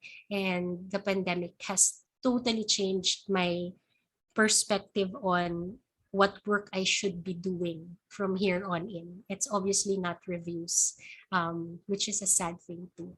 But I feel like there's a more urgent story to tell, and I do want to be able to tell that. I think it's interesting that you both kind of pull back. I think we all did, a lot of us did in a way, from reviewing work by work, because I felt at the same time at the beginning, I was like, let the artists experiment, let them do that. This is like their works are public, but let them do that. We don't need to enter the space yet. And it's interesting because Corrie, I want to ask you, because you said in June 2020, last year, in Corona Logs, with Nabila, the collective, like your conversation in writing on in Arts Equator, you said that you feel like this is not the time to write. Like you're just hating the fact that you were writing. Do you still feel that way now? Or do you feel like you're kind of combining critiquing and writing into the same action? Do you still feel like it's because you were asking, like, is writing action? And then suddenly you used to be clear about that. But then in June 2020, during that time, you were still like, I'm not sure anymore. You were not sure anymore. How do you feel about that now? Because both of you have been so politically active. You've been like, online. You were, Katrina, you were talking, you've been very active. Didn't you form like an NGO sort of that distributed food in the Philippines at the beginning? I'm not sure, and it's still active now, I guess, distributing foods in the Philippines, in Manila. And Corrie, you've been very active online and elsewhere as well, politically rather than artistically. But we're both still very active with Arts Equator, for example, having conversation rather than speaking, rather than writing. So how do you feel about writing versus action? I do really feel that all of these elements are part of the same critical practice, that now we have as a critic, your role is not only to write in response to certain pieces of work, but it encompasses all these acts that you've just listed, right? I think Bagasa is also a part of Katrina's critical practice as someone situated within the Philippines. And I think there was I'm going to see if I can find this quote that I think I saw Katrina write about how criticism is always I'm just going to look for that quote. I'm sorry, you can cut this part out. Oh yes, she said, feeding the people, assisting the most vulnerable is always an act of criticism. None of us would need to do any of the relief and survival work, soup kitchens and survival packs, pantries and mobile testing centers if the government was doing its work.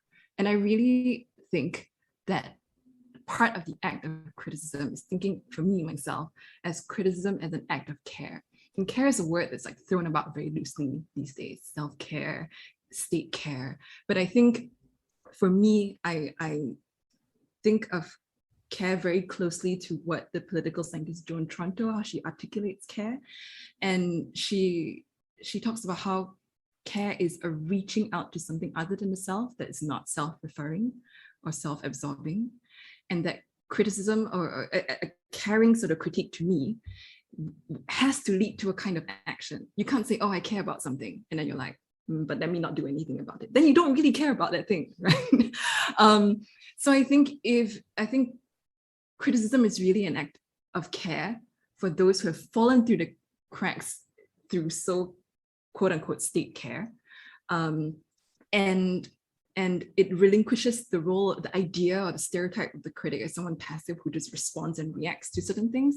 Because I think we really have to shed that. I think, being in a position to observe the ineptitude or the lack of care or the callousness that this pandemic has wrought upon us demands that you respond to it, right, in any way that you can. And I really resonate with not being able to write or think slowly at a certain point in time, because maybe during those periods, the urgency of responding to needs is more important in that period of time. But I think there will also be periods of time where then you can sit back and reflect and, okay, this is why I was behaving in a certain way or responding in a certain way. And that's where the slowness of critique is at its best, right? Where you can stretch out the temporal duration and really reflect on why people were reacting in a certain way. But I think you have to be very sensitive and attuned to what the circumstances demand of you. So I think even though maybe I wasn't writing as much, I still see a lot of the interventions that both Katrina and I did as very much part of the practice of the critic. So I think on our end, I also did certain food distribution under certain channels.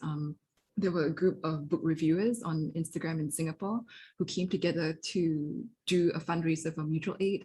It is still ongoing. During the period of time when we started out, I think we raised 20,000 Singapore dollars in a month to be able to distribute like immediately to people on the ground who needed it most, who had lost jobs because of the pandemic, who were in between the safety nets that the state had tried to quickly scaffold, but didn't qualify because of certain things, or maybe they were foreign spouses based in Singapore that had differentiated access to care.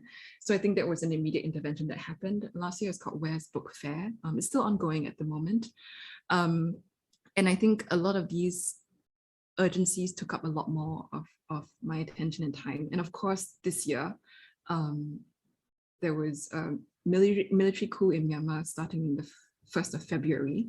My husband is Burmese, and so I have an incredibly close relationship with Myanmar. It's a country that I have been to, lived in, and frequent very much across the past 10 years since it was opening up. And maybe I won't talk too much about that, but there are many ways in which I've had to set other projects aside to pour my attention into supporting the people who need it most. And there are some things, unfortunately, that I can't speak too much at length about, given the sensitivity of the situation, that involve responding to certain needs. But a lot of that work is ongoing and has become a priority to me. And I really resonate with what Katrina talked about this regional awareness that we have to build. Because to me, I think care is also interdependency, a recognition of our interdependency. We are all connected to and dependent upon each other. One thing, if something happens in the Philippines, it has an impact here. But people choose not to recognize it, or they just don't see it, or they feel too far removed from the conversation to recognize it. But it is a profound impact. And you see that, right? The effect of the coup in Myanmar and also the protests in Thailand. There's so many reverberations and connections between the sites where we are located. And we really need to be able to come together to discuss the approaches and strategies we are taking, to see what resonates, what has worked in certain sites. I think about how so many of the Hong Kong protesters created resource packs for Myanmar protesters, how to stay safe, how to take care of yourselves after being tear gassed, and ways of building critical commons in this way, right? It's a shared resource or commons. And I really, I think part of my work right now is to think about how can we build or further develop these regional solidarities and take each other as reference points, and from those reference points be able to build a map or at least a sense of the various directions in which we can take. Yeah. Yes, I agree with all that she said. Sorry, very emotional. I know. But yeah, but no, it's so correct. important. I cannot stress that enough. And so I'm just gonna go on one more minor rant. Okay. I think a lot of people in Singapore is like, why can't we just be comfortable? And I'm like, how can you be comfortable when your comfort depends upon the status quo being maintained as is? You know, when the status quo deliberately excludes certain people from access to the care that they need, whether this is migrant workers being literally trapped in their dorms in Singapore despite being completely vaccinated, and a lack of attention, right, to the things in this country because you don't think they affect you, and not desiring to move out of the comfort that you have, even though it definitely impinges on the comfort and the safety and the security of others. So when people say, why can't I just be comfortable? Isn't it enough that I just want to make a life for myself and live comfortably? And I think that is a willful ignorance to what else is going on in our country that you just choose not to see. And that to me is not care. You know, I think a lot of things that get lumped under self-care, like, oh, let me just tune out everything and pay attention to myself. People don't have the luxury of doing that, you know. When every day, I think particularly in the first few months of the coup, I would be in tears because I thought my friends and family would just die. You know, you are living in a constant state of immense psychic stress, and it's not something that will go away if you stop looking at the news. You know, it's really a whole different way of configuring your life so that you can sustain these networks. Yeah. Okay. Sorry, Katrina. I totally agree with everything she said. I mean, I think that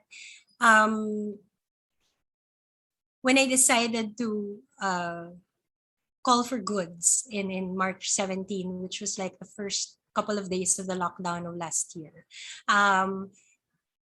it came with a lot of fear, actually. I didn't want to put my name on it. I didn't want to come out with it publicly. I wanted to do it very privately, just with my contacts on my Telegram. And it was fear that was very clearly bound to the kind of attacks people would get from government propagandists. And I felt like I didn't need that kind of violence at a time that was already so stressful. But it was one of my friends who is part of the core team of Pag-asa who said, you know, people will trust this initiative because it's you, because your name is on it. And you need to, you know, find it in yourself and acknowledge the fact that a nameless initiative will do much worse than one that has a name, and your name is valuable to this project. And that took a lot of convincing, I think. It took a while before I agreed to put up an Instagram account. It took even longer for me to put my face on it. I think people knew it was me. Many would message me and say, is this you? Like many artists who wanted to, you know, raise funds by selling their artworks would ask me, is this yours? Before we actually do something. And that's also when I realized, okay, it does matter that they have a name on it. And certainly that name is because it's a name of a critic. And I think that if there's anything that might be important to flesh out, it's also the kind of credibility we have built for ourselves within this context that allowed us to shift very swiftly from doing the critical work we do for the arts and culture sector to actually doing the critical work for a nation that was urgent and necessary. That we have continued to do it, and that the issues have just expanded is really a measure of how bad things are. I certainly didn't think that we would have to continue to do relief operations and be still thinking about feeding people 18 months since our first lockdown. I certainly thought, because I'm an optimist, I certainly thought that by the time we got vaccines, we would have more freedom to actually start talking about, you know, the 2022 elections. But we have not had that kind of reprieve from not just the pandemic, but I think the really bad, almost criminal government negligence in this country. Do I miss do I miss the fact that I miss that life where I was just, writing about productions. I do. I think I do. I feel like I've been trying very hard to write because I do think it's a particular hand exercise and brain exercise that I miss terribly. But I also know that I can only do so much given just the magnitude of this crisis. And it kind of puts things in perspective because also your body can only take so much. And so I've also not wanted to get sick. And so I've spent a lot of time, taking breaks and realizing that writing isn't really a break anymore because you feel like if I'm writing a review now, what better way on what can I use my time better, right? And there's always something else. um I I did say this. I think I've said this often enough that, when people ask me, what have you written? Because I have friends who actually have written books in the pandemic. And when they ask, what have I written? And I say, nothing. I have written nothing. And then I realized that, in fact, I've written all of Pag-asa. That is all my words and it's all of my writing. It's not an essay. It's not it's not a body of work that you can just put in a book, but it is writing and it is as tiring and as exhausting, if not even more so, because it's urgent, because it's necessary, because you actually see the outcomes from that kind of writing. And I think that it also captures what Corrie was saying earlier about, um, trying to make people realize that we should be uncomfortable. We should be we shouldn't be thinking about being comfortable at this point. Criticism is a conversation that's uncomfortable, even more so when you're talking about issues that mean life and death for a majority who are neglected. And I feel like um, the work that I've put into Pag-asa has really been about having those very uncomfortable, difficult conversations with people who might otherwise not care, and or who, are privileged enough to not care because they can feed their families, they can continue to have money in their bank accounts. They're not as at risk or in danger as everybody else. And we have seen them have these conversations with us, and it's something that we welcome. It's something that also tells us we're doing something right and that we cannot stop. It isn't even that we shouldn't, it's that we cannot. To my mind, there is nothing more urgent than having these conversations towards actually working on making sure that we can change things in some way or other. And it's not just about, feeding the people in this urgent, they're hungry right now, let's bring them food. It's really also about talking about why they're even hungry, about why we're even under governments that don't care, and it's a conversation that's difficult, but I feel like more and more people are ready to have. And that's a good thing. And it's difficult for the ones who want to start the conversation, but there is a certain level of it's not contentment. I think there's a certain level of joy in realizing that so many others are ready to be you, to be you in their household or to be you among their friends, and to actually start those conversations as well with people who might not otherwise care. Is this the work of the critic? Of course it is, because I'm a critic and this is the work I do. And so it still goes back to, fashioning these labels and these terms for ourselves. And I always go back to the fact that, the critic is really about the critic is really there to talk about a crisis, whether it's a crisis in a text, a crisis in a production, or a crisis in, the state of the nation. And that we have been thrust into that because of this pandemic, I feel is a good thing. That there are institutions like Arts Equator, Mekong Cultural Hub, Forum Asia that welcome people like us is a fantastic thing. That that Bangkok Offstage is willing to have this conversation with us is really a fantastic thing, because it would otherwise, at any other instance, it wouldn't be interesting to anyone. Right? And so I also feel like we're all expanding on our sense of what is it that critics can talk about, really. And it's an arts more, critic, right? Like right? how to make it more relevant. Right, and it's huge. The expanse is huge, and I feel like these expansions are so important, not just for where we are, but for the region as well. Yeah. So how do you think like we can expand that, like cultivate more connection between us critics in Southeast Asia? Because, well, apart from AAMR, the roundtable that we've met for the first time there, and I think like most critics in the region like meet often in like the festivals. So, but apart from that, I rarely see the chance, that we've been connected together. So, do you have any idea or what can be done better?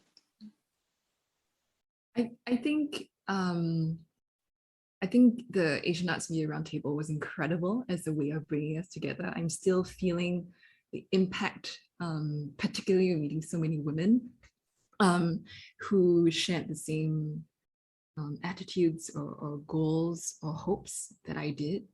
And in many ways, I think we have maintained that relationship. That's why we're all here in this room. I think I look at the work that, like what Katrina mentioned, that the Mekong Cultural Hub is doing, the work that BIPAM is doing, and that's, I guess, a plug that it's coming up in September, that really brings together regional artists and as a site for discourse. I think on my end, in terms of thinking about how to continue to sustain these relationships between critics, I'm currently in the process of coordinating a 6-month transnational residency for 12 artists and critics, mostly from archipelagic Southeast Asia. So from Singapore, Malaysia, Indonesia, and the Philippines. Actually, we invited Katrina to hop in on one of our sessions. And I think for me and for the remaining 11, it was also a way for us to build deeper relationships, to see whether we had any shared points of consensus, but also divergent views, and they're dramatically different perspectives within our group. And to also build a site for shared knowledge, I think. And it really makes me think, who do we take as our reference points? How can we build up a repository of knowledge, not just among critics, but in general, right? Who do we take as references and as aspirations, as fellow problem solvers in our region? And who do we invite into our classrooms, right? Who do we build our curriculums on? And I think I very much want to make it a goal to take this region as a starting point. And so Katrina's been a guest at a couple of my classes. And I hope these exchanges will continue. So in the Critical Ecologies Working Group that I started in March earlier this year, we are now coming to the end of our first 6 months, but already people are like, how can we continue? Can we continue with a reading group, watch parties, having more discussions? Can we invite more people in? How can we build a robust, but also, a space that you feel safe discussing difficult things and supported discussing difficult things?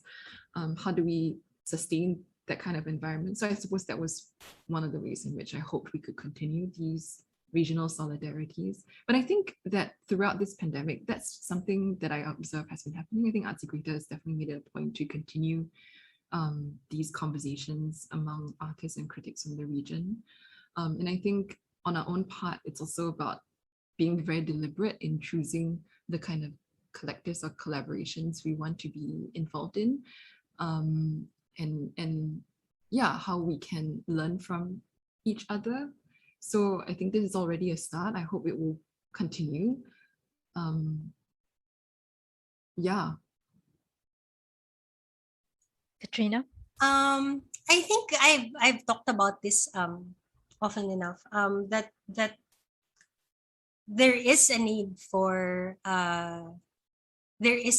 someone or an institution to actually put together just what's happening in Southeast Asia kind of thing, because we are so dependent on foreign on well, Western media to actually figure out what's happening in our countries. There's no one place we can go to understand better what is going on in any of our countries. Half the time, what we get is propaganda from our governments because that's what they're spending on. And I feel like the only way people will understand better how interconnected we are is if we actually fashion information for an audience that already shows them that interconnectedness.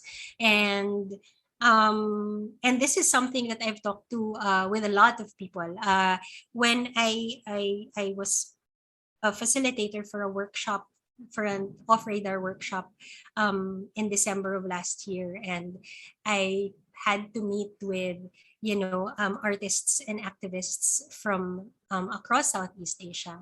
And it was it was the first time I thought about it because I realized I knew so little about all these other countries and what was happening. And I remember it resonating so much with me that I didn't know what was happening in India. I didn't know what was happening in Myanmar. And it took these people to talk to me about the climates of fear that they lived under for me to realize how bad things were. And the same for Hong Kong, and I consider myself someone who actually seeks out this information, right? And yet it wasn't really something that I had as stock knowledge. And so I still feel that that is an important project that needs to be put together, because we cannot depend on just Western and just mainstream media to actually tell us what is happening at any given point. And we can't depend on hashtags on Twitter or social media because the next big issue will just take over your algorithm, right? And so I feel that that's still one major project that can be put together not just by critics but by scholars and by just practically anyone who is interested in establishing information portal for the region, just so we understand each other better, just so we're vetting the information that we get. Because I realized, for example, for Myanmar, that I have depended solely on what Corrie puts out or what the other Burmese artists put out that I actually know personally, because otherwise I would be getting nothing but foreign media, and that just doesn't work. It doesn't capture what is actually happening anywhere. And the same for the Thailand protests, the same for the India protests, and I'm pretty sure the same for whatever it is you guys get about the Philippines. So I do feel that that critical perspective that we have about the information that is important is critical to putting together a project like this one that champions information from our countries based on what we know is important for a Southeast Asian or an Asian readership. In terms of regional solidarities for arts and culture in general, I really think there's so much to be learned from each other in terms of how government has treated the arts and culture sector pre-pandemic and during the pandemic. And I think that it takes critics to sit down and talk about policies, programs, what worked, what didn't work, what is really just trying to pretend that they're doing something for us, what isn't. Because I feel like the artists are just trying really to make ends meet. They're just trying to survive. And if we are so lucky as critics to actually, have the headspace and have the savings and still have the earnings to actually continue having a conversation about what the arts and culture sectors need, then that would be a fantastic thing to start talking about. So bigger scale, I think, again, the expanded version of what critics' job usually is. But I think those expanded versions are really, to some extent, what we work towards. And I feel confident that we do have the capacity to start these projects as well. last question. Can I have from each of you 3 questions that you think critics, writers, the socially and politically engaged should bring to the regional conversation? That questions that you think have not been addressed. Okay, okay, that's so one, hard. One. Okay, one each. That's even harder. Questions. Look at Corrie's face.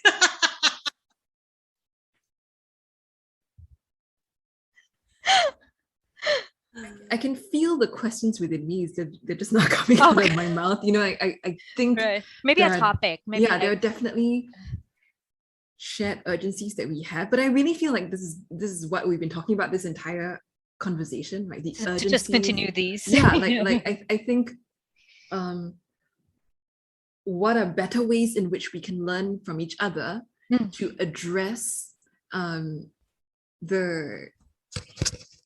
sometimes very brutal struggles that we face in each of our localities, right?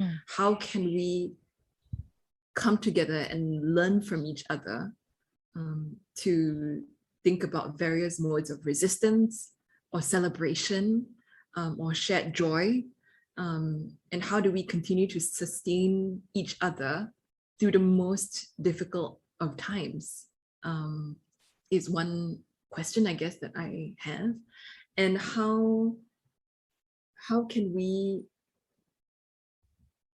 when we talk about urgencies, not be reactive just in the moment when it feels most urgent or it's taking over all of our headlines, but build a consistent practice of mutual support even after the headlines have ended, right? Because I think a lot of people think, oh, let's just care about this thing now, and then yay, we finish caring, the end. We've sorted it because we cared about it this once. But I think caring is a durational process. It is an act of maintenance and sustaining. And you can't just like, oh yes, this one thing is done. I'm sorry, I'm like wiping my hands so I can hear the sound. And we don't have to care about it anymore because then the situation will have shifted, and then we'll have new demands and new struggles that we have to then shift our approaches and support networks towards. So how can we sustain each other beyond the short lifespan of certain headlines, right? And make sure that this mutual caring and interdependence is a sustained one, and that we all feel supported while doing it, and not that one person is just carrying the labor of supporting many different things. So I really love that Katrina also talked about taking breaks to be able to sustain the work that Pagasa is doing, to refuel and replenish yourself. And this is why solidarity is so important, right? That you can refuel and replenish yourself with others, and then feel like, yes, I have the strength and the will to continue, even if it feels impossible. And there are days where it just feels like, why don't we all just give up? But you know, it is having these shared support systems that really allow you to go on.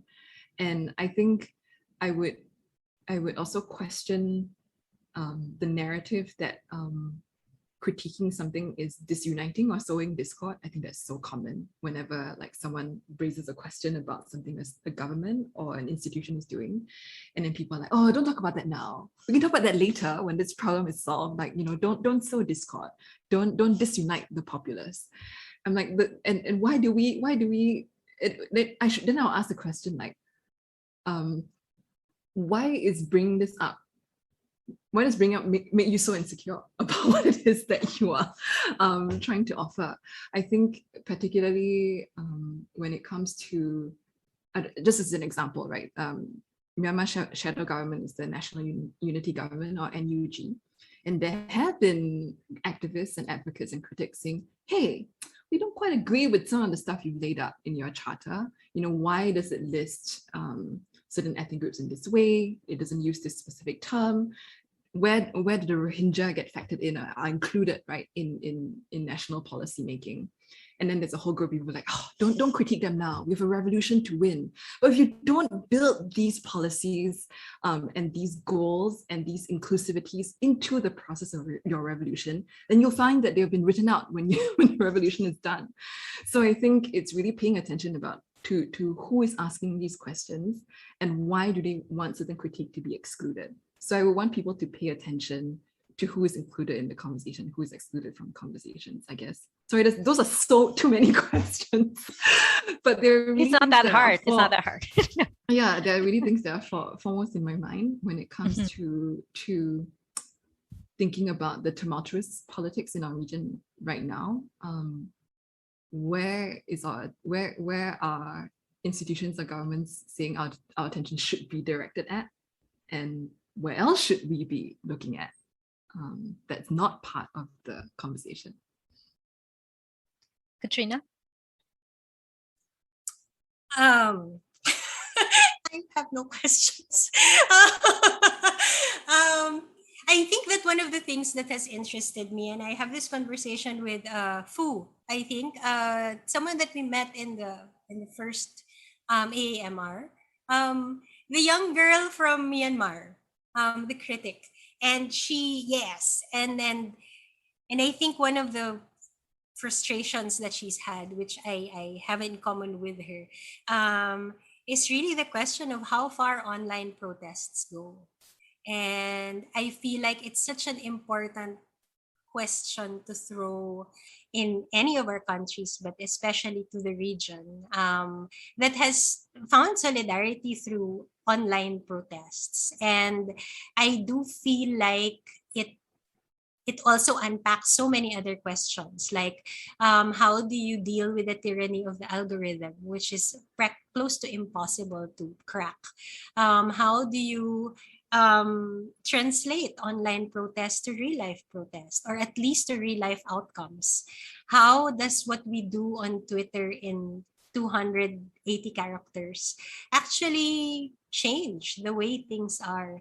Because when you think about how massive the online protests for Myanmar was in the beginning, and how it just kind of petered out as more issues came out, how there was such a massive online protest for Hong Kong's democracy, and how that also just kind of petered out. You also realize that if the measure of online protest is actual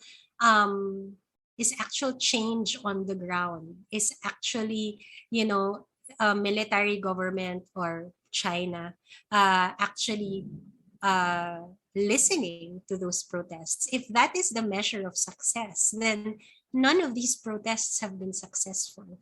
And the same for the Philippines. We've been noisy the past 5 years versus this government, but it's still there.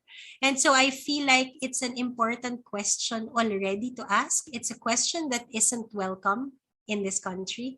I think there's a certain value given to it in terms of the pandemic, the idea that since people can't go out and this is the only way they can do protest, then this is good enough. And I do appreciate that. But I feel that for artists and writers and critics and creatives, there has to be some other way to do protest that will allow for us to take up space in some form or other. And one of the things that I've been thinking about is really the work of this artist, Leslie de Chavez, who did an exhibition about 2 months ago, and he entitled it A Lonely Picket in the Balcony. And the title was inspired by the caption to a photograph from martial law. It was a photograph of artist David Medalla. He was in the balcony of the Cultural Center of the Philippines holding like a hand-drawn placard against the dictatorship, and it was him and then 2 other artists. So, and then the journalist had labeled it A Lonely Picket in the Balcony, and to my mind, those lonely pickets in the balcony is what we need. It's an indication that there is much that can still be done in terms of protest, even in the time of pandemic. And I feel that Myanmar has shown us that as well. When they were dancing on their roofs, making noise, that was an important, crucial moment that I feel the arts and culture sectors across the region could learn from. But I think we also don't talk about it enough. We don't talk about, the kind of bravery and fear that are interwoven into that act of going out with your pan and your ladle and making noise, in the dead of the night. And I think that these conversations are important to have. But before we have those conversations, we have to ask the question that no one wants to answer. So I think that to me is a very important question at this point, because the tyrants we are under have well thought out strategies for containing us and for silencing us and for creating these climates of fear. And I feel like we aren't really looking yet at the possibilities for actually resisting and rebelling against them, which is why they're willing, which is the other question I would always throw into a conversation about the region and about where we are at this point.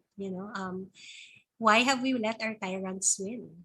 Because we have. And I think that at least in the Philippines, this is a question that's not welcome.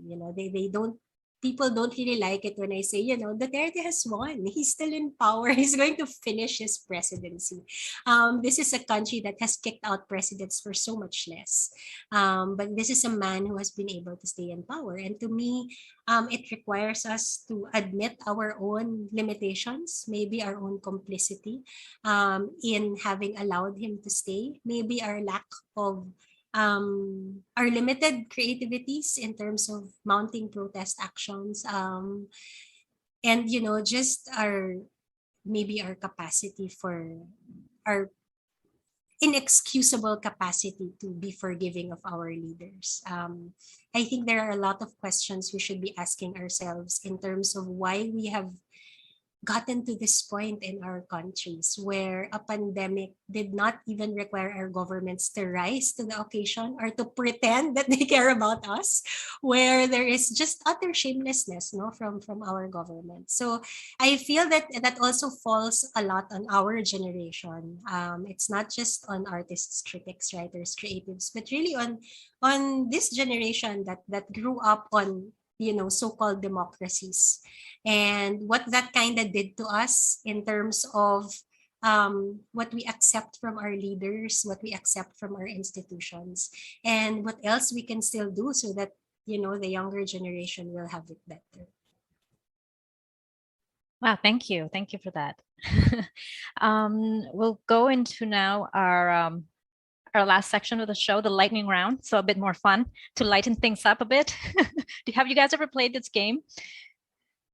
No? Okay, so we're gonna give you two options and each of you will have to answer. You are not allowed to say, I don't want neither. You have to pick one. You can't say pass, you can't say neither.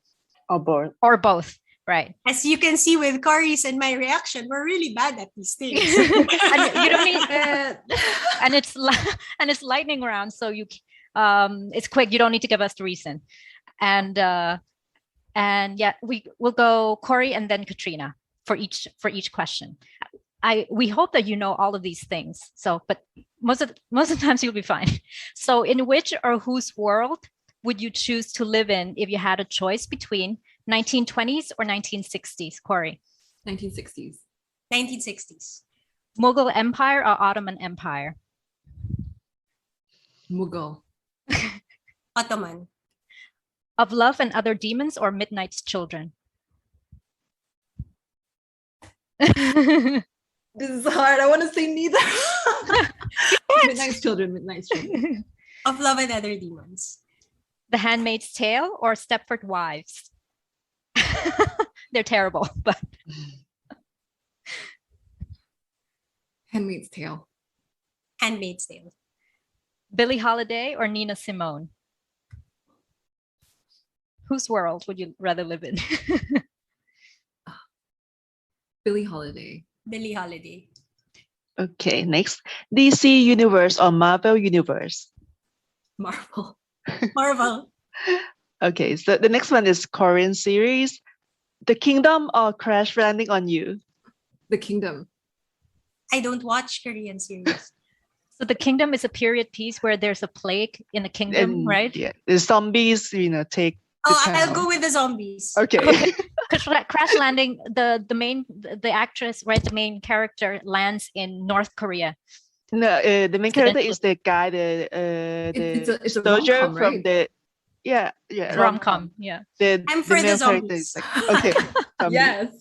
Okay, next one, Bling Empire or Crazy List Asian? Oh. LA rich, Oh. Singapore rich. No.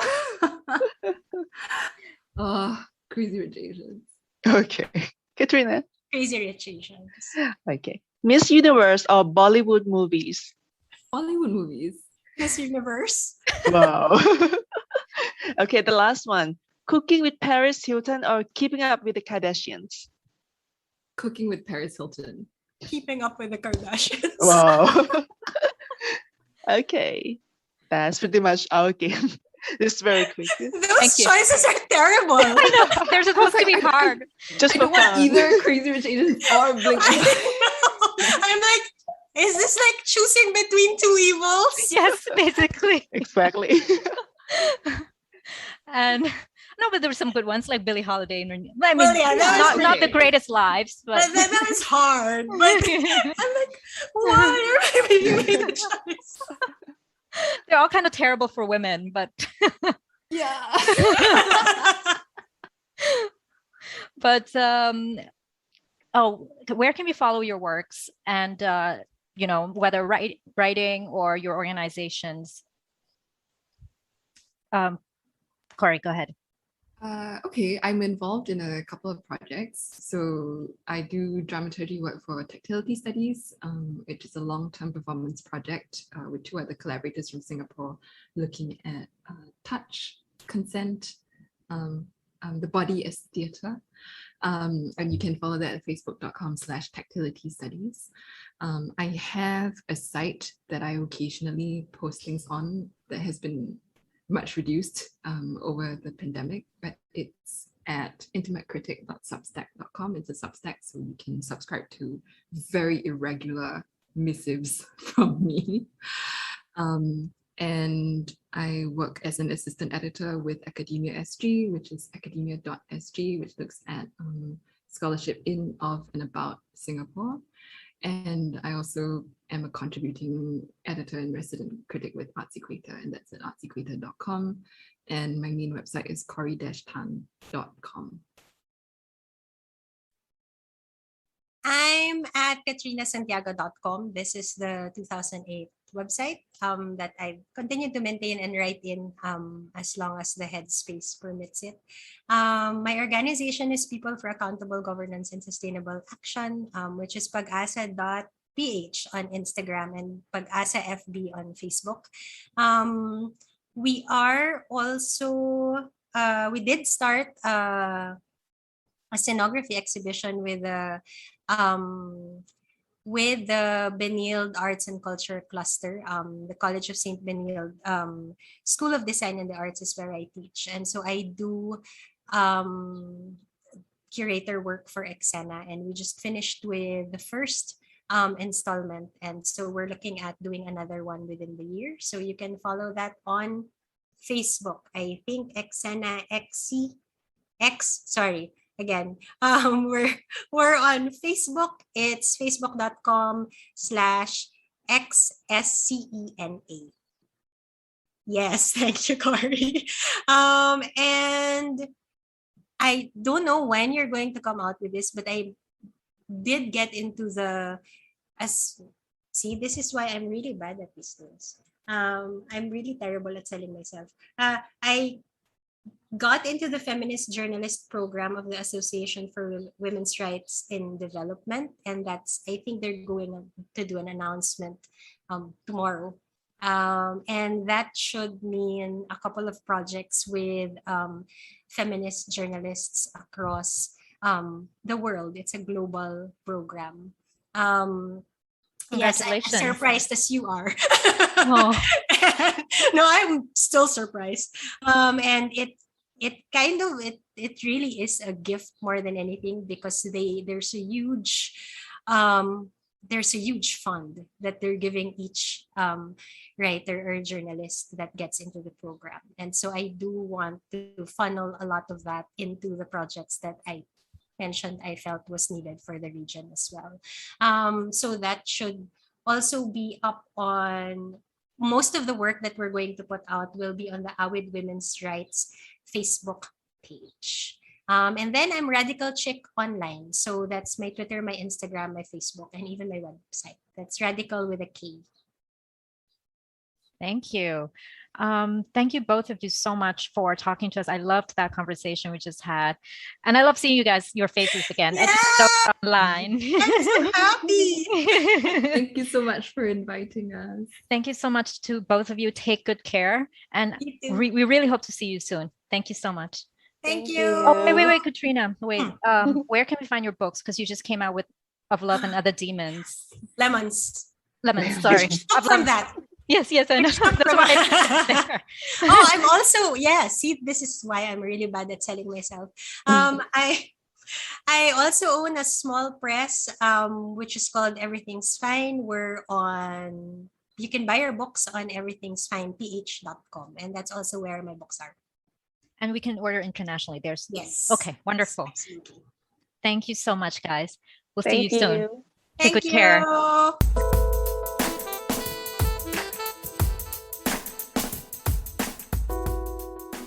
Bangkok Offstage is created, hosted, and edited by Gatakit Bungtan and Amitha Amranand.